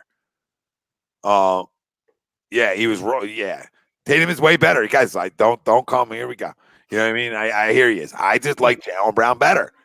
I just do. If I was starting a franchise and I could pick one of the two of them, I would just take a stab at Brown. I just feel like he's so smooth. He can get anywhere on the court he wants. Tatum's smooth too. You know what I mean? They ain't knocking. First of all, fuck the Celtics. Okay? Let me rephrase that because I don't give a shit about the Celtics. I just like basketball, so I like talking about guys. And I always said about Brown, Ryan knows, I'm like, he reminds me a little bit of Kobe. He's not Kobe at all, so don't take it out of fucking context, please. He shows flashes, though. He shows flashes. Smoothness reminds me of it. And Tatum has that, but Tatum's just too big to remind me of Kobe. You know what I mean? Like, I know Kobe were close, but, like, he's too big to remind me of Kobe. Yeah, they do have the same trainer. Class was in the Fultz draft. And I was on the record saying I would have just stayed at 3 and taken Fox, but so okay. I've got a couple Doc Rivers post game comments. Yep. Marky, Sixers versus Lakers 2021 Finals. Giddy up, baby! Oh, it'll be a bloodbath on A2D. Yeah. Austin Ralphie. Oh my God, fam! You want to watch some fun? You want to watch some fun stuff happen on this channel and on this platform? Root for that Finals. It'll be a bloodbath on these airwaves every day. Dude at Sixers Nation wrote an hour ago. Joel out of shape and Green a liability out here. Joe out. Fucking idiots. So Doc Rivers said post game, since we're doing this again tomorrow night till freaking 1:30. Yeah, we appreciate you hanging with us, fam. We really love y'all. Yeah, Don, he'll be screaming Danny. We'll be screaming it to make it. He'll be screaming him to miss it. But Doc Rivers said post-game, Ben Simmons did well against De'Aaron Fox, but Matisse Thybulle was, quote, almost better suited to defend De'Aaron Fox. Yeah, he is. We saw the results of that. He's smaller, and honestly, and his length comes into play. So it's like you don't have to put like a 6'11" guy on him. You know what I mean? You can put a guy who's 6'6", 6'7" on him. And who's a real good side-to-side defender, moves his feet well, and has the length to be able to create hard shots still for Fox, right? And really, because he moves so well side to side, he did a really good job of not allowing De'Aaron Fox to get to the rim. Mm-hmm. And that's what I noticed a big time in the fourth quarter when Matisse was on the floor versus Fox. He didn't let him get to the rim. You know, early on in the game, what are we talking about? Fox got to the rim at will. So they finally found, this is great coaching, they finally found a defender that could get it done. You see the adjustments that happened throughout a fucking game? Right? These are the adjustments that happen throughout a game that make you a better basketball team than the Brett Brown era. There's two factors. One, your players get older and they grow. And the other factor is you make adjustments. Like I'll preach that Indiana game. You go to a 2-3 zone and Indiana forgot how to play basketball. No, forgot how to play basketball in that game. So they're the things that make you a little bit better. Like Brett Brown's not changing that up. They're going to stay the same missionary shit. They're going to switch on every pick and roll, which then allows your offense to get into whatever they want. So they create mismatches on you. You understand, right? So absolutely, you don't want that. So to be able to say, no, man, we're playing man to man. We ain't switching on shit. Matisse, you go to work. You fight through screens. All right. And this is what happened. This is great coaching. This is a team that's growing. This is a team that's guys that are figuring out their roles. This is a team that's the MVP of the league. I don't give a shit. I watch a guy get doubled all night, still walk out with 25, still go to work in the fourth quarter. Fucking love it. 10-9-8. Tom, I'll just say the last thing I'll say really quick. Yeah. You go back to what we were talking about at halftime, right? You know us, Todd. You know us, baby. Love it, Todd. Appreciate you hanging with us. Everything we talked about at halftime, right? The three things, or really the two things that we asked for, we got. And that was going back to Joel, going down low, getting him to the line. We did that. And that was also with Joel Embiid going out in the third quarter to where we probably could have gotten more of that if he wasn't hurt a little bit in that third. But either way, we saw that. And we asked for Tobias Harris to come alive in the fourth, and we saw that. We said, hey, A little too much of the Seth Curry ISO ball. Let's go back to fundamentals. Let's go back to what was working against us. There's no Rudy Gobert, Nikola Jokic in the center of the court. It's friggin' Rashawn Holmes and Whiteside. Yeah, go to work. Go to work. And what did he do tonight? He went to work late in the game, and that's it. And that's the difference tonight. Yep. You know, and Tobias had big shots. Tobias showed up. Your max money guys said hello. Listen, everybody on YouTube, we appreciate you all. You got anything else, Rye? No, we'll be on tomorrow, fam. We'll be on. Oh my God, yes, Marquise, Coach of the Year, Doc Rivers. If this team continues this stretch, he's absolutely in the running for it. And I say we'll be on tomorrow. We'll be on later today, actually, technically. Yeah, we'll be on. We'll be on at I think 9:30 tomorrow night because all we should have is lazy booking in front of us. Yeah, and like I said, fam, all of our wrestling junkies. We got Nick Aldis, big time wrestler, superstar in the wrestling industry, joining us tomorrow night, and we got I would say all time wrestling legend Larry Sabisco joining us next week. Yeah. So yeah, really cool stuff for the guys on Lazy Booking and our wrestling fam that does shows on A2D, and then we'll be talking NFL Eagles tomorrow night. So for all you Eagles junkie, and then we'll have a mixture of Sixers because we love them tomorrow. And no, Eagle, I don't know Toby apology. You know that. If you've been with me, you know how I think Tobias is always consistent. It's tough love here. When he wasn't doing well last season and the first couple games, we were tough on him. But if you watched us, we can't say enough good things about Tobias Harris. I like Tobias Harris. I always have. I told everybody and I'm a huge Jimmy Butler guy, huge. But I told everybody if I had to pick one who I was keeping, yep. And people laughed at me. And I said I'm going to take the younger guy. I'm going to take the guy who was 28. I'm going to max him. I ain't maxing the guy who's 32. You know what I mean? Because that deal becomes a shit deal when he's 35. And and his game cancels out Ben Simmons. Tobias Harris doesn't do that. He doesn't need to be ball dominant. No, and he comes up big when he needs to. Yep. And I love Jimmy, and I love him, but it just wouldn't work. I don't think he gets traded. I've been on the record saying I'll get a tattoo if he did. Like, I still believe that. Look at all the spin now, Rye. Right? I know, and I don't like it. Not that listen, I'm good with. I told you, Ryan. I know. Listen, I was saying yesterday I thought it was going to be traded by tonight. I thought it was going to be during lazy booking. Because they have nothing to talk about and they can't be creative like us. Like, think about it. We were creative enough to talk all throughout a quarantine when no sports were happening, right? And we're doing shows all the fucking time. They weren't creative enough, and they were doing shows, but their shows were stupid, right? I mean, we talked about doing shows about all kinds of different draft specials, all kinds of fun stuff, right? We got creative immediately on it, and that's the difference. So, bunch of jabrones. Yep. Oh, and by the way, Chris, and I know somebody was saying it earlier. The Lowry thing's not necessary, guys. It's not. I love. I hate playing against him because he's freaking annoying playing against him. And he's going to get traded, but it's not a fit here. You really want somebody that can play the guard, dude. Go to you look at an Austin Rivers. I'll say this one time. You look at an Austin Rivers. Can you get your hands on Terrence Ross from the Magic? What can you get your hands on? Now, I mean, you're talking about bench guys though. Because I love this starting five. I do not want to change the starting five. You could get Kyle Lowry, his starting five change. We're 14-0 with our starting five. Like, what the fuck? Like, nothing at you, Chris, but why the hell would we want to change up that? It's just about, hey, can I get maybe I don't even need guys on my bench. You understand? Like, we're 18-7. Like, if we go 3-1 on this road trip, we're talking about needing guys on the bench. You know what I'm saying? Like, Well, what? There's rumors. The last thing I'll say, I'll add real quick. I'll take Lou Will in a heartbeat. Don't think I'm not taking guys. I'll give you a name that came out today, and they're going to trade him. I don't know why, really, because they're like a really good team. Will Barton's going to get traded, and all of a sudden, people were attaching the Sixers that have already called about him. All right. I mean, listen, I'm in for whatever. Listen, fam, make sure you go over. If you have an Instagram, go check us out. A2D Radio on Instagram. Almost at 20K. Help us get there. Yeah. Go give us a follow over there. If you're on YouTube right now, give us a subscribe, follow. Facebook, do the same. Twitch, do the same. You can check us out on every podcast platform there is. Our shows are always up there. Like we talked about before, there are so many shows on this platform. It's crazy. We continue to add. and a little bit for everybody. So enjoy your night, guys. Get some goddamn sleep. We'll be talking to you tomorrow. We'll be getting Eagles talk in, NFL talk, Sixers, talk about the Flyers being shut down. So we can't thank everybody enough. All you guys.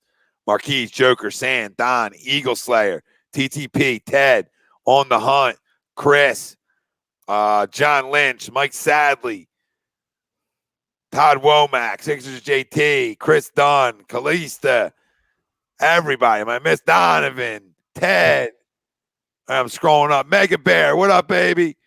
Jonathan Zoo, CH. I'm not going to say that name right. CH1, Sand. I got everybody. I think I got everybody that was in recently. It's probably still here. We love y'all. You guys drive this show. You drive every show on this platform. Give all my boys love, right? Even if it's a show that even if you're not in the soccer, and you're over on YouTube, give them a like anyway. Drop by, say hello. Bunch of great fucking dudes here. This is all family here. So treat all these guys with a ton of love that come on, even if they aren't talking essentially Philly sports. They're talking wrestling, soccer, hockey, whatever, national. Show them love. We love y'all. Thank you for joining us. For Tom Arnone, Ryan Brodo, right? Thanks for jumping on and doing this one. Hey, thanks for coming up with the idea. It was fun. I'm here once in a while. Here once in a while. You can get all our gear. PhillyDrinkers.com. Just go search A2D in their search bar. You can get all our gear right there. So go check out all our A2D gear. Get no notes. Get your no note shit. Immediately. Body Check Wellness. And now my mouse that's been doing so well. BodyCheckWellness.com. Promo code A2D, 20% off. Family, I told you before, guys, I'll never give you guys a product that I do not take or haven't tried. And Body Check Wellness, I've been taking their clarity and focus, hence why I can do a show to 1 a.m. All right, and be back at it tomorrow, do a show 7 days a week. All right, that's why the best in the business, no notes, takes the clarity and focus from bodycheckwellness.com. Promo code A2D, 20% off at checkout. Love y'all. Oh, we out. Clip that.